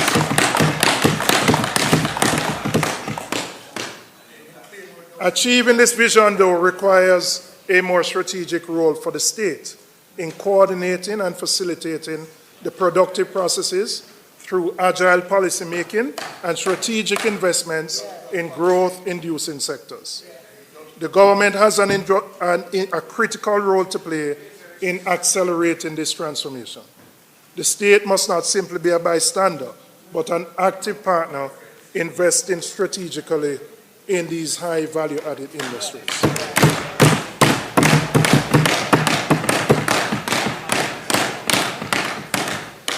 Mr. Speaker, the cost of energy is a major component in the productive process of all countries. Exorbitant energy costs make it exceptionally difficult for firms to be truly competitive on the global market. And for too long, Jamaica's high energy costs have been a major barrier to economic growth, making it difficult for manufacturers or agro-processors and other emerging industries to compete internationally. The cost of electricity is more than 40 cents per kilowatt hour, which is among the highest in the world. US 40 cents per kilowatt hour.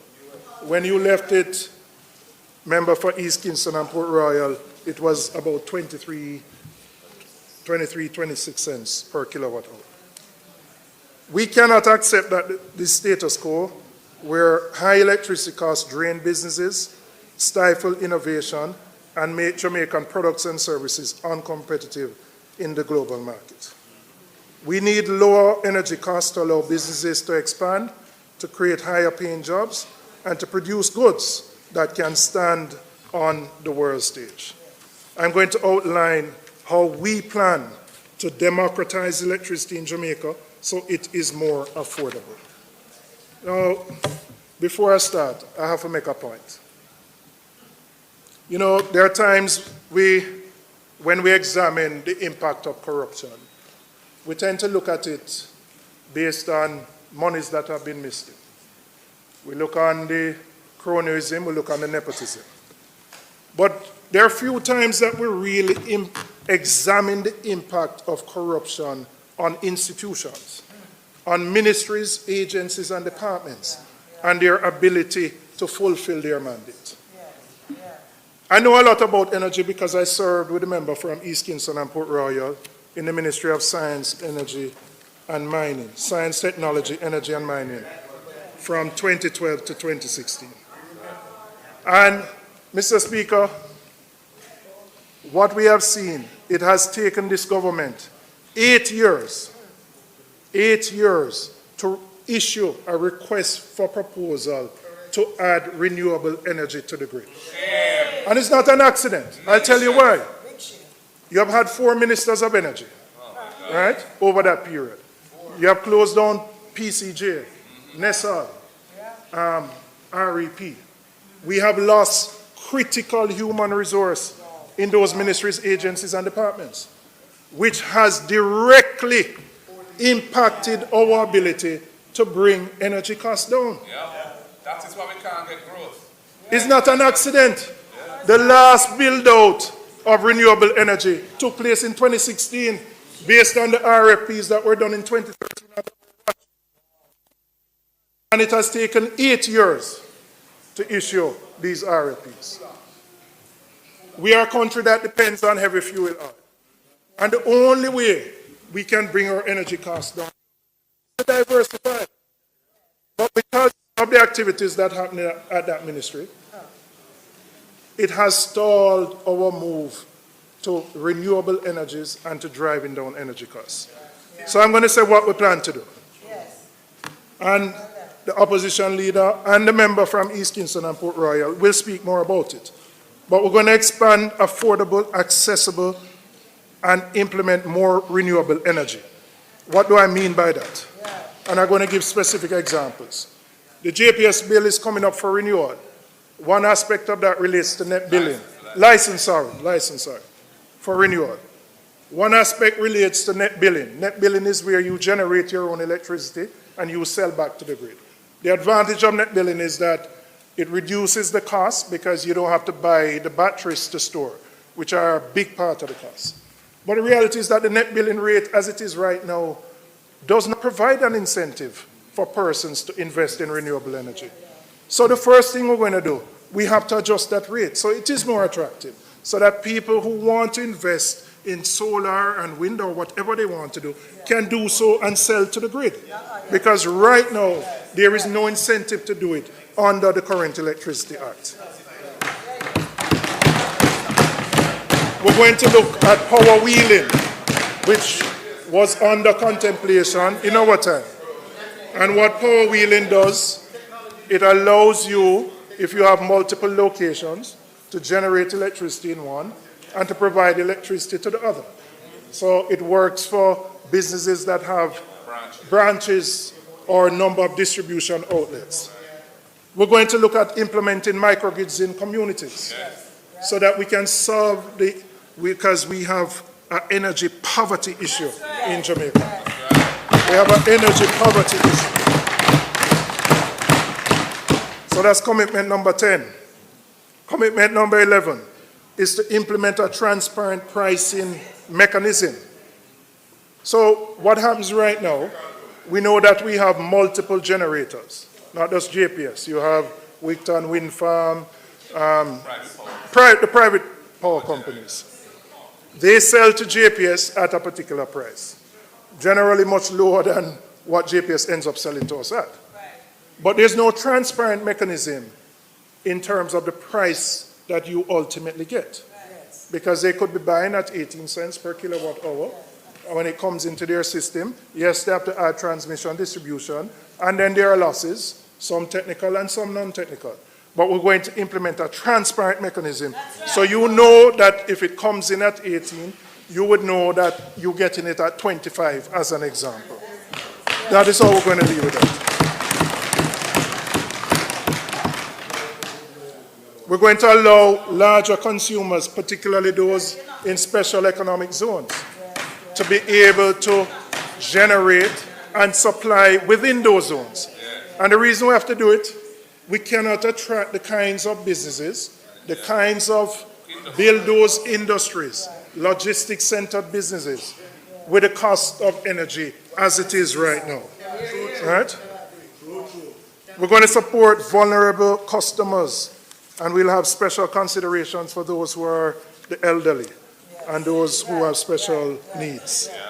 And we're going to amend the laws. We're going to amend the laws to allow full liberalization of the electricity market. This plan will be implemented on a phased basis as we move to ensure consumers start to see more affordable bills in the short to medium term. And I tell you, the member from East Kingston and Port Royal is a man who, when you play cricket, him not play and lick a single or two. Him try to lick the ball out of the ground. And when you look at where we were in our telecom sector in the late 90s, we were actually in a worse position. No, well, let me reverse it. We are in a better position as a country and a government to get the kind of electricity sector we want now than we were 20 years ago in the telecom sector. It's a unique opportunity that Jamaica cannot afford to miss. Cannot afford to miss. Because you can have no growth. You can do nothing if you are operating at 40 cents per kilowatt hour. It's just not possible. And more. And more than that. So, Mr. Speaker, we have a plan. The opposition leader going to spend some more time on it Tuesday. And the member from East Kingston and Port Royal will also be talking about it.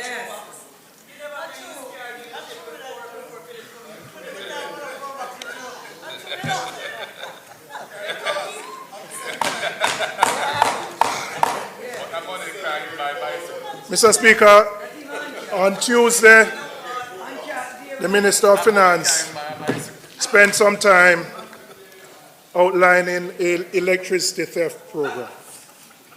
And, Mr. Speaker, I take no issue. Yeah, man, it ball, but I deal with it. You learn to accept it with the old age, right? I don't put anything in there to keep it going, though, like you. Mr. Speaker, in 2014, we commenced a pilot with JSIF and the JPS. I know a lot about the program because at the time the then Prime Minister asked me to lead that program. That initiative was designed to deal with the issue of electricity theft. And we identified 7 communities. There was one in my constituency, one in the leader of the opposition's constituency, the then leader of the opposition, now Prime Minister, one in the member from West Kingston constituency. It never happened. It never happened. Why?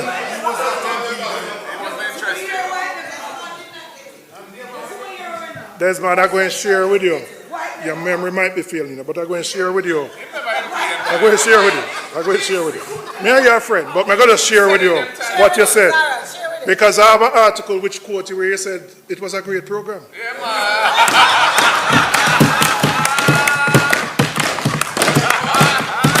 I'm going to share the article with you. I'm going to share the article with you. But, Mr. Speaker, I just want to explain what we did at the time and what the program was. So the program involved a number of components. It involved the wiring of houses because, as you know, it is probably the single greatest deterrent to people coming on the grid formally. So even when people want to, and at that time, Minister, it was costing about 50,000 Jamaican dollars at the time to do a simple, to wire, put in a meter and have it passed by the GEI to have that done. Much more now. And so I heard your numbers Tuesday, and you may have to look at those numbers again. Yeah. But I'm hearing those figures are close to $100,000 and $120,000 now, just to wire it. All right? So we wired the houses. We put in place meters, prepaid meters.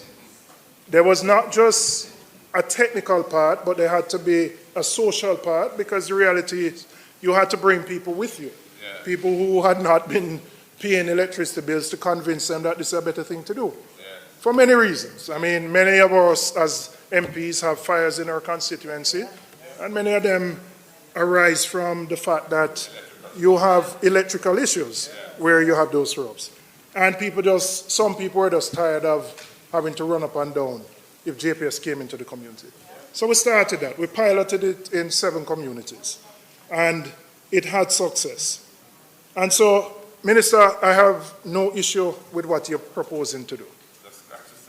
But I think you have to revise the figures that you are proposing, and you have to ensure that the social component of the intervention is important, because that is the only way that you can have sustainability.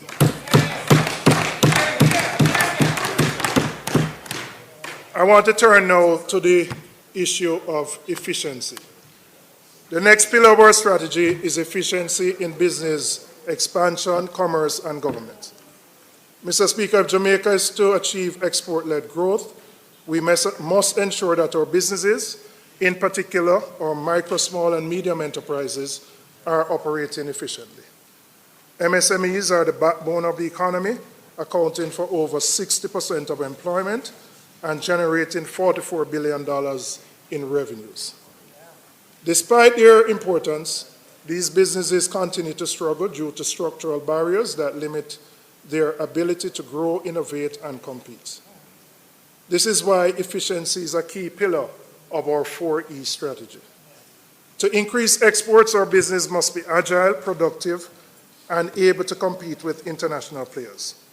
But we can't expect efficiency from them while they are burdened with limited access to financing, excessive red tape, poor infrastructure, and high energy costs. We must understand, Mr. Speaker, that efficiency is not just about doing things faster. It's about creating an economic environment where businesses can grow without unnecessary obstacles. A PNP government will focus on removing these roadblocks and creating an environment where MSMEs can scale up. The first thing on the issue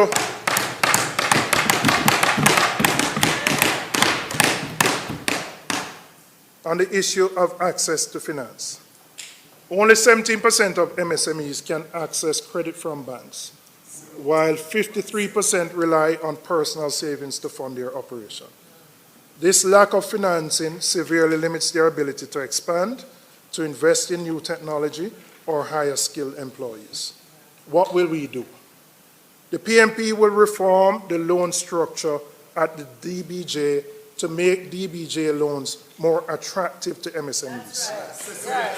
Now, the issue here is not the amount of money. In fact, there are many times here where, whether it's done in finance, that we see funds that are unspent by the DBJ.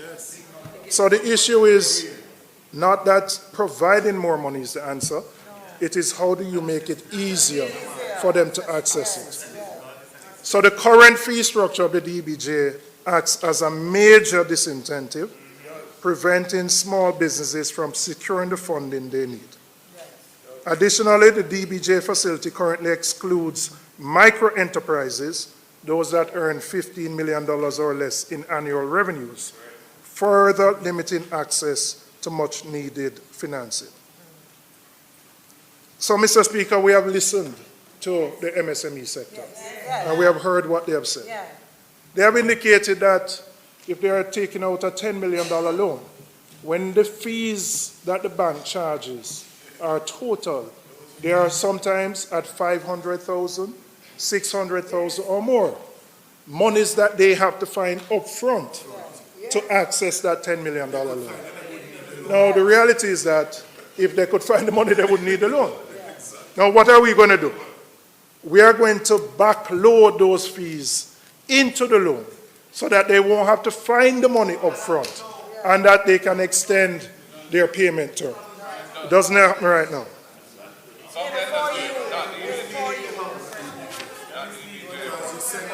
We are also going to expand access to micro-enterprises, businesses that have revenues of 15 million or less. Another issue for the MSME sector is the cumbersome regulations and the high compliance costs, which discourage MSMEs from formalizing and scaling their businesses. The process of registering, licensing, complying with tax obligations remains complex and costly for many of these entrepreneurs, forcing them to operate in the informal sector.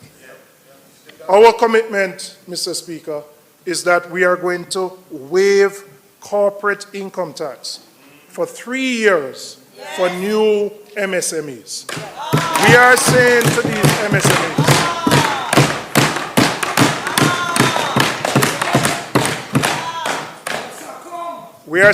MSMEs, go out there and build your business.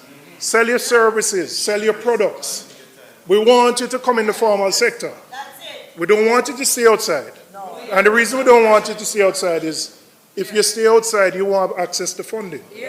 Because you can't grow your business beyond the resources you can get from yourself or your family. So we want you to come formally in the system. But we are saying grow your business, build your business, and you don't have to worry about the corporate income tax for the next 3 years.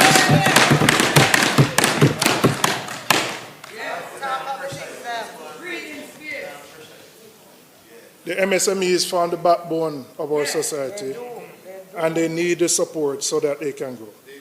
Additionally, we are saying when we launch this initiative that businesses that started before its implementation and are still within the 1 to 3 year period of operation will also be eligible for this exemption.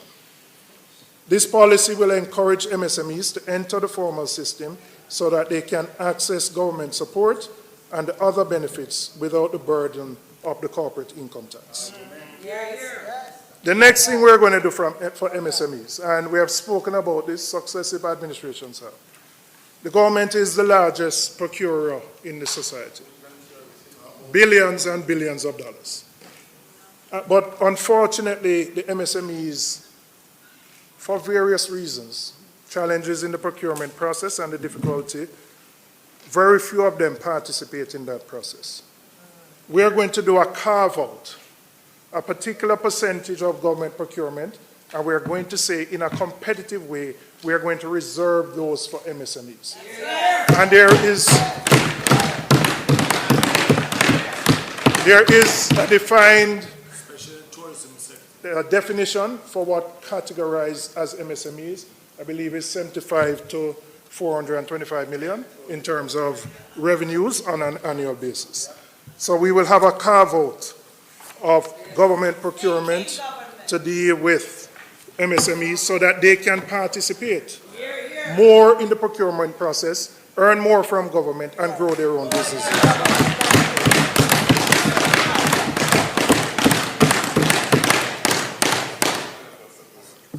So, Speaker, I want to turn to procurement, or capital budget, and efficiency. So, Speaker, government procurement is slow, inefficient, and riddled with bureaucratic delays. It takes months, sometimes years, for procurement processes to be completed. It stalls critical projects, and it holds back national development. Mr. Speaker, if you think of the last two capital budgets, the one for this financial year, which we underspent by $19 billion. $19 billion, the capital budget. It was spent, it was reallocated and spent elsewhere. But when you think of economic growth and development, the greatest driver of that is your expenditure of your capital budget. And it's not just this year. We also underspent it last year, and I believe the year before. And there are a number of factors that drive it. The procurement process, and the minister brought a bill a couple of weeks ago, which hopefully will improve it. But we also have to address the public, what them call it, PIMS, the Public Investment Management System, Secretariat, which all large projects have to go through. And the reality is that that process needs to be more efficient and effective. Can't be bypassed, but it is taking too long for projects to go through that system. It shouldn't be taking.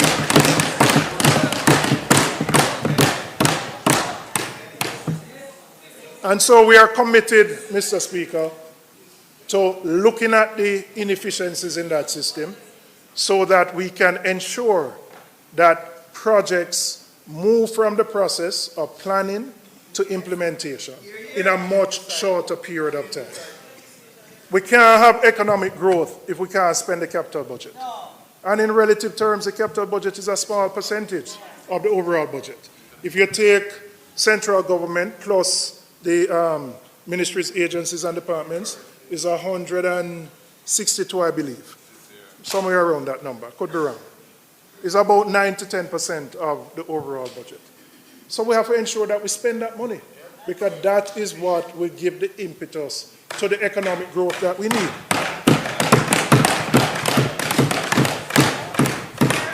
So where those obstacles exist, we will be implementing measures to deal with them.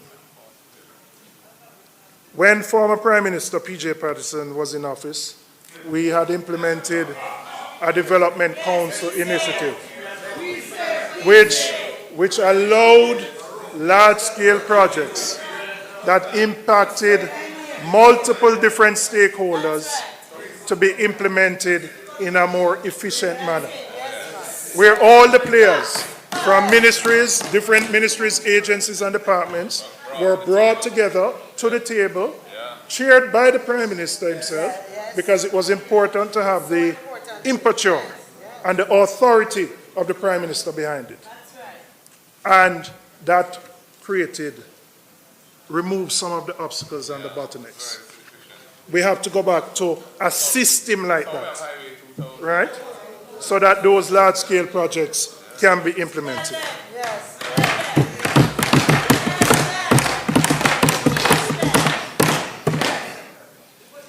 We have to make our public services more efficient, which means accelerating digital transformation, digital signatures, which were passed, the Electronic Transactions Act in 2006, which made e-signatures legally valid, yet still they're barely implemented across the government.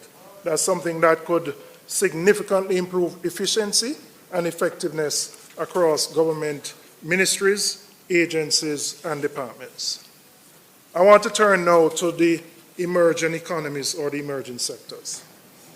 And these are industries in the early stages of development with high growth potential. They're often driven by new technologies, products, services, or ideas.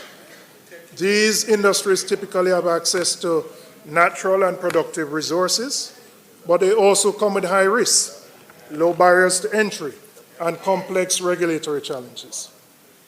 Globally, the emerging industries are becoming increasingly important, especially for small island developing states like Jamaica. To unlock their full potential, however, unlocking their full potential requires strong government prioritization, strategic policies, and targeted support.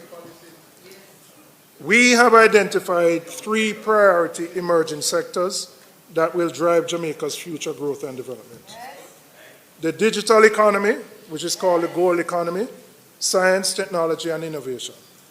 The cultural and creative industries, called the orange economy, which includes sports, media, and nutraceuticals. The environmental, you don't like the orange? Don't worry, don't worry. Watch the orange man coming to Manchester. Don't make it funny. I'm on good behavior and you're my friend. You pay Michael the money? No pay him yet? All right. The environmental economy, which the blue and green economies, ecological heritage tourism, and importantly, sustainable tourism. And while these industries are not entirely new, they are still in their early stages of structural development. And a PNP-led government will take bold steps to ensure that these sectors become powerful drivers of economic transformation. Jamaica's creative and cultural industries hold immense potential to drive growth, yet many talented individuals. You'll always be my friend. Still have to pay me the money, In and out of Parliament. Jamaica's creative and cultural industries hold immense potential to drive growth, yet many talented individuals and small businesses in this sector struggle due to a lack of structured support. You have TikTokers, YouTubers, digital content creators who are now making good money. You know, it's a funny thing. 30 or 40 years ago, if you went to a career day, it may have been lawyer, teacher, accountant, doctor, engineer. But now it's a different thing. These industries have become mainstream and offer opportunities for young people. Not at all. Don't worry. All businesses are something. Imagine what could be achieved if structured support was in place. I tell you already, I'm leaving you to Danishka for her to deal with you. Right? And she tell me every time she goes somewhere, you follow her. Mr. Speaker, with the right investment and policies, the government can catalyze a creative boom, turning raw talent into globally competitive brands that contribute to the Jamaican economy. So what will we do to support this sector? The People's National Party will establish a $1 billion creative economy support fund. $1 billion.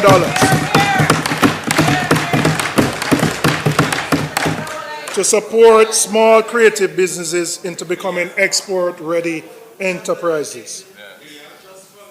The fund, which will be managed by the DBJ, will be a reprioritization of spending, reflecting the PMP's focus on export-led growth. The $1 billion will come from discretionary spending. The purpose of the fund, to help develop business plans to structure and scale their ventures, to expand into new markets, making Jamaica talent more competitive on the world stage, to access working capital to sustain and grow their operations, to build out entertainment spaces for festivals and events, further boosting the tourism and the creative economy. And while I'm talking about the creative sector, and the creative sector covers the musicians or athletes, artists, etc., I really have to go back to an issue which has been a sore point for the last couple of years. Our most famous global icon, Usain Bolt, was robbed of his money. That was at SSL. And let me say, it's not just Usain Bolt. I have a 78-year-old constituent, single woman, who worked her entire life. She has no children. She said she saved diligently and creatively because she knew when she got to retirement, she wanted to be independent. She invested all her money in SSL too. So she wants answers as well. And so I'm calling again on the government to release the Kroll report on the investigation and the report from the receiver on SSL. Critical for transparency, for openness. That was done. That was done. That was done. Mr. Speaker, the heart of our 4E strategy is education. Education is the foundation upon which our economic transformation will be built. Without a strong base in literacy, numeracy, and critical thinking skills, all other investments in skills training, infrastructure, and industry will fall short. If we don't fix the crisis in basic education, no amount of spending later on will be enough to propel Jamaica forward. Mr. Speaker, we believe in a radical shift in how we need to approach education.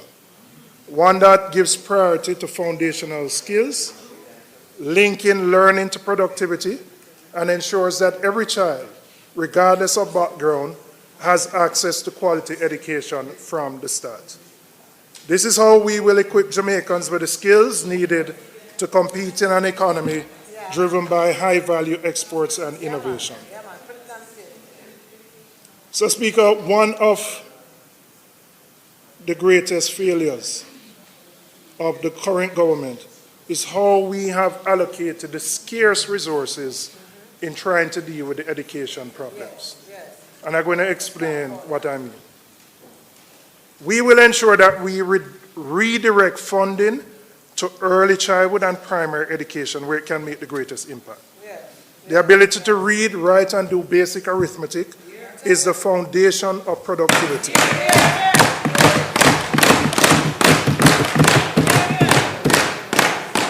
And if we fail here, we're going to always have a workforce that is unprepared for the demands of global competition.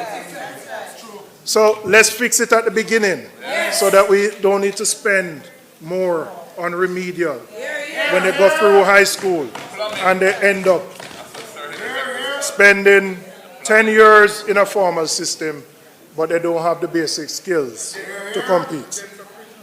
So what is our commitment?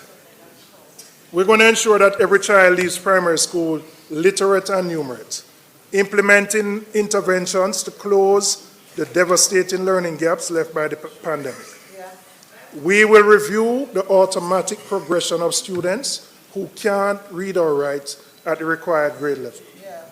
Now, that's important. It's not a simple thing to do. We know that in our education system, you move seamlessly through the grades.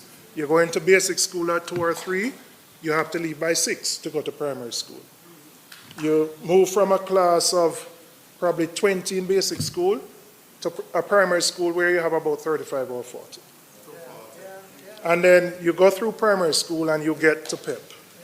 And the reality, Mr. Speaker, is that every year we have somewhere between 30 to 40,000 students taking an exam, but really trying to get into 5,000 places. That's really what PEP is, right? And the students who come from better socioeconomic backgrounds, who have parents who can provide more support, will get into what you might call the 5,000 name brand places. When you think of our education system, the exam which creates the greatest stress and anxiety throughout a student's life is PEP. It's not CXC. It's not A-levels. It's not a university degree. It is PEP. And when you think of what parents go through to ensure that their children can get into one of the schools, a traditional school, we understand the problem that we have at the early childhood and primary level. And so with our limited resources, we have to focus the interventions there. So we're looking at retraining teachers to focus on literacy and numeracy mastery in the early years, equipping them with the tools needed to build stronger academic foundations. We have to restructure the curricula to prioritize literacy and numeracy from the earliest levels, rather than allowing students to be pushed through the system without the essential skills.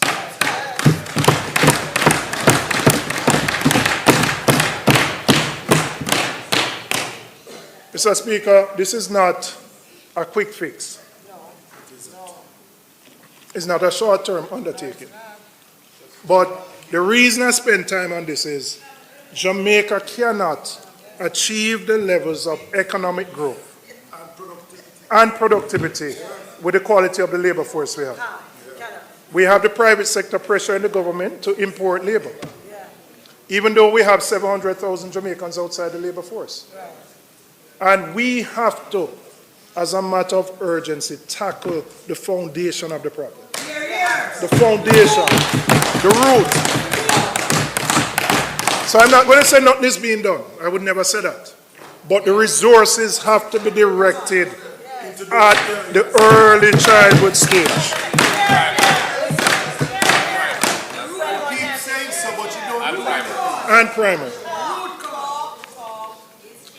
Now, Mr. Speaker, we're going to go beyond that.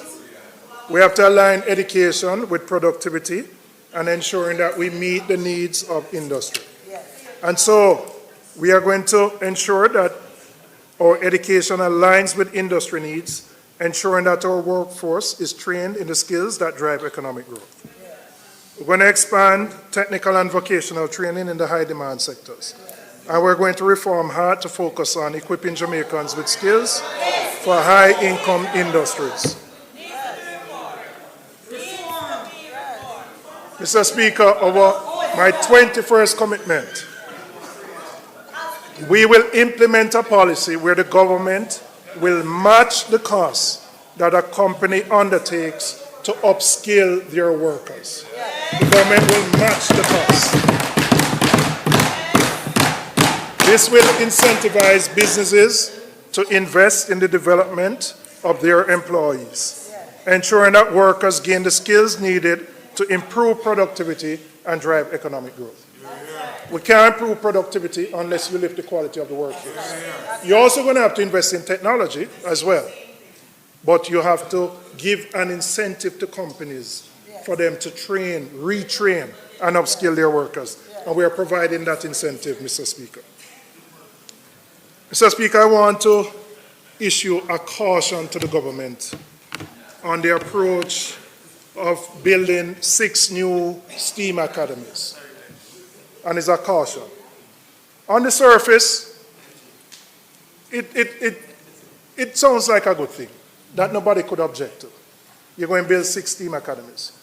But we have such an inequitable system that building the 6 STEAM academies would be akin to creating 6 new, what I would call elitist schools, where the best and the brightest will go. I'm telling you what will happen. What we need to do is ensure that STEAM is infused in every single school in the country. That every student, not just the 6 in those schools, every student, regardless of where you come from, you will put in a proper science lab, a proper computer lab.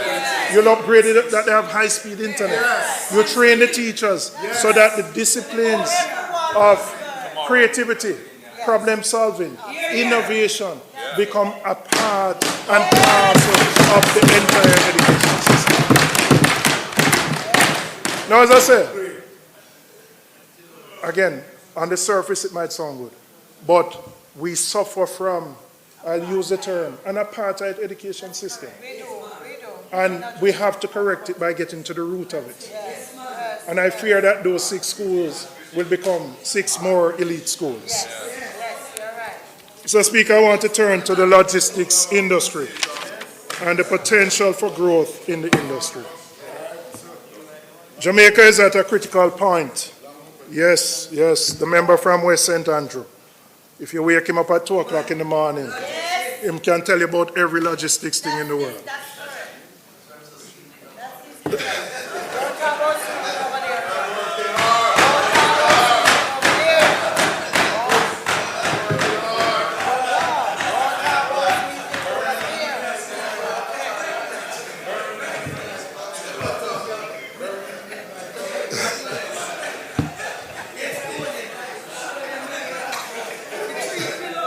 Jamaica is at a critical point in our economic journey, with the opportunity to leverage its strategic location, natural resources, and skilled workforce to become a global trade and logistics hub. To achieve this, we must develop key industrial clusters, create sustainable employment, and transform priority sectors to drive long-term growth. Building on the foundation of the Global Logistics Hub initiative, we must expand our vision beyond trade facilitation to include industrial growth and job creation. By doing so, Jamaica can integrate into global supply chains, attract investment, and ensure that the benefits of our logistics hub extend across the economy. The world is moving towards interconnected supply chains and regional trade networks, and Jamaica is perfectly positioned to serve as a gateway between the Americas and the global markets. And there are a number of key clusters that we have identified for growth. Agro-processing, which would include agro-processing, food production, refrigeration and logistics. Manufacturing and a technology park, where you look at assembly of devices, ICT, electrical products. Logistics and distribution, where you look at warehousing, transportation and transshipment. Home appliances and electronics. So there are a number of critical sectors that we believe that are critical if we are going to position ourselves for growth in the logistics centered economy. These proposed clusters represent significant opportunities to diversify and grow our economy, to create jobs and to increase global competitiveness. By focusing on sustainability and inclusivity, we can ensure that these developments benefit all Jamaicans and position the country for long-term success. So, Speaker, I couldn't talk about growth and not mention the agricultural industry, because I regard it as critical to not just growth, but food security and sustainability. And there is more that we need to do to get agriculture on the pathway to driving more economic growth. First, research and development in agriculture is crucial to modernizing farming practices and increasing productivity. By investing in R&D, we can develop new high-yield crops, improve pest control, and discover sustainable farming techniques. This would not only increase the efficiency of our agricultural output, but also help farmers adapt to climate change and market fluctuations. In particular, we can develop drought-resistant crops and innovative farming technologies that can position Jamaican agriculture as a leader in the region. The next thing we have to do is irrigation, and we're doing some of that. We know what is being done with Essex Valley, and there are some other projects. But even with that, only approximately 18% of agricultural lands right now in Jamaica have access to irrigation. So while there is something being done, we have to expand that so that more farmers can have access to agriculture and they don't have to depend on natural rainfall. And the third issue that we have to deal with is access to funding. Access to funding remains one of the major barriers for farmers, particularly small farmers. And many of them struggle to invest in modern technology, to expand their operations, and to weather the challenges of fluctuating markets. By giving priority to those three areas, research and development, irrigation, and access to funding, we can create a more resilient, sustainable, and prosperous agricultural sector. And this will not only improve the livelihoods of farmers, but also strengthen food security and drive long-term economic growth. And the other sector which you obviously could never talk about growth is tourism. But I want to just spend a couple of minutes on how we need to reimagine that sector. Yes. Please. Reimagine that. Yeah. And the reason I say it is, it's an export of services, but the services are here. So when you're thinking of economic growth and development, you have a market that comes to you. You don't necessarily have to go out there, although I'm very happy that the minister is visiting Jamaica and is here with us, because he's always out there. But that market is here. So it is easier for your manufacturers and your farmers to supply that market, even though it's an export market. There are challenges in the sector, right? And what we have to do is ensure that we increase the local component of that sector and increase the local retention. So yes, I know you have a linkages council, you're doing some of those things, but I believe we have to go further. We have to go further. And the reason I say we have to go further, if we were able to reduce by 5% every year what we import into the tourism sector, both in terms of food and manufacturing, our economic growth would go leaps and bounds. We know that. We agree on that. So the question is, how do we get to that level? No, I know he agrees. But the issue is, it requires us to look at some of those incentives that are provided so that you can ensure there is more local participation in the supply of goods and services to the industry. Now, I know there are two sides to the equation. Some of the hoteliers going to tell you they don't have consistent supply. The price might not be at the point. There are large conglomerates who buy in bulk and so they can bring it in. But if we want to get more local retention, we have to critically examine it. Moral suasion alone is not going to move some of the larger players.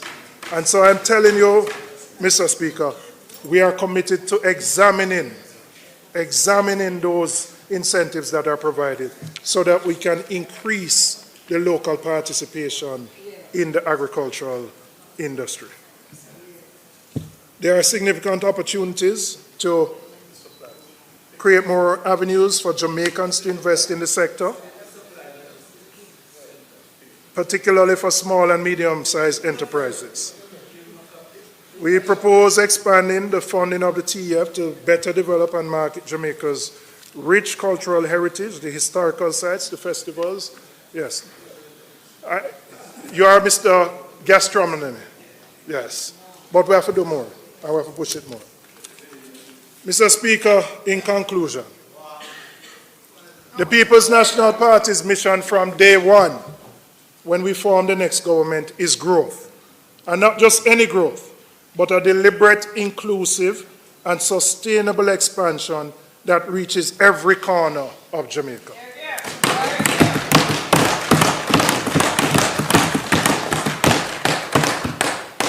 Growth that transforms our economy by moving beyond low-wage jobs to higher value-added industries, fostering innovation and driving value-added exports.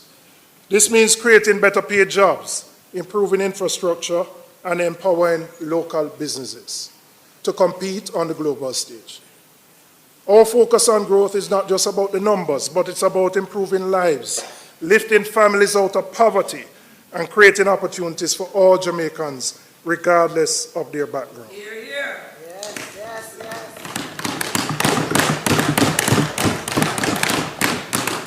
Mr. Speaker, the proposed budget fails to effectively tackle the pressing issues that continue to hinder our country's economic progress.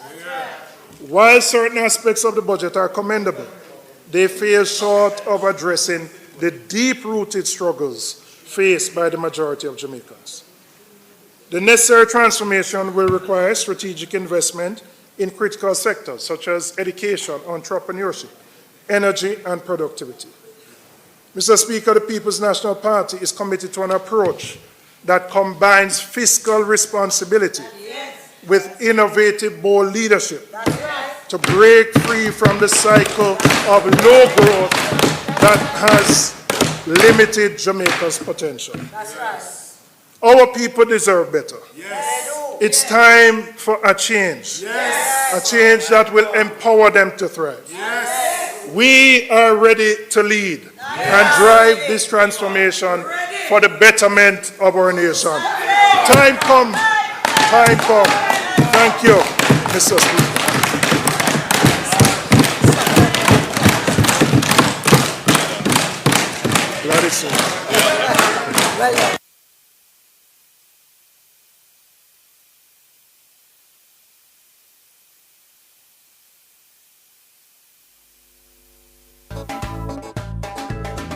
Labour rights? Kevin Frith hosts Area Council 1 meeting in St. Andrews Southeastern this Sunday, March 16 at YWCA 51 Arnold Road, 4:30 p.m. Deputy Leader Desmond McKenzie rallies the team with MPs Julian Holness, Favour Williams, Matthew Samuda, Dwayne Smith, Senators Abka Fitzhenley, Marlon Morgan, Delano Seavright, Council Caretaker Camilyn Reid, and others.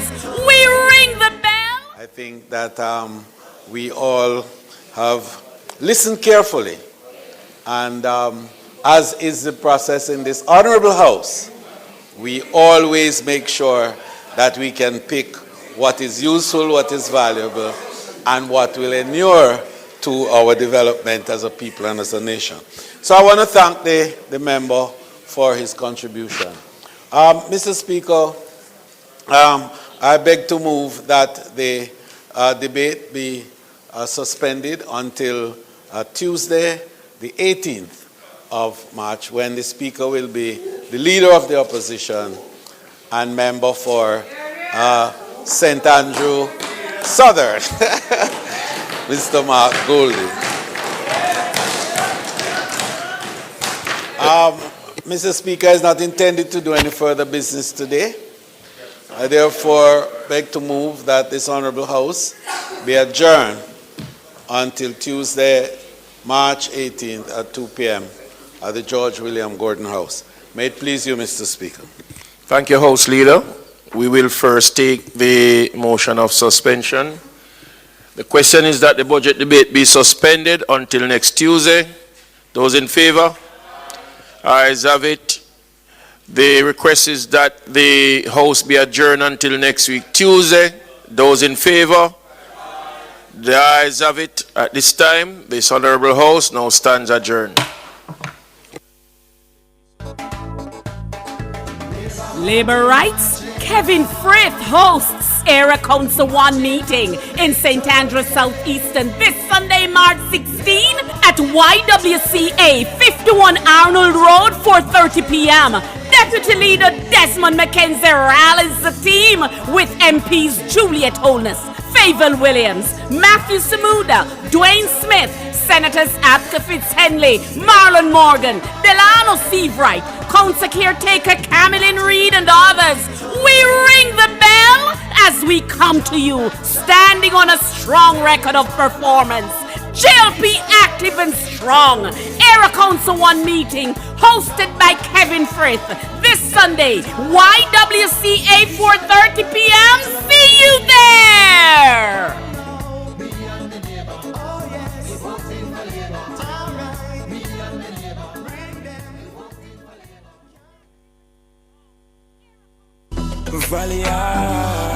We a big deal when we touch ground. Yeah, I can't see when we're pulling up. Anything for the taste what we love. Barbecue, spicy and original, flavorful, crispy, irresistible. 3 piece with the fries and a Pepsi. Go get your one big deal, stop stress me. All when we dip on the toilet, no left foot. Anything for the taste of a juicy, crunchy, irresistible KFC big deal. 3 pieces of delicious chicken, fries and Pepsi. KFC, it's finger licking good. Pedestrians, stay alert. Keep your head up and stay off the phone while crossing the road. Don't be a distracted walker. Every step matters. Look out before you step out. A message from the Ministry of Science, Energy, Telecommunications and Transport. Win with love. Use your JMMB Money Transfer Prepaid Visa Card from October 1, 2024 to June 30, 2025 for a chance to win your share of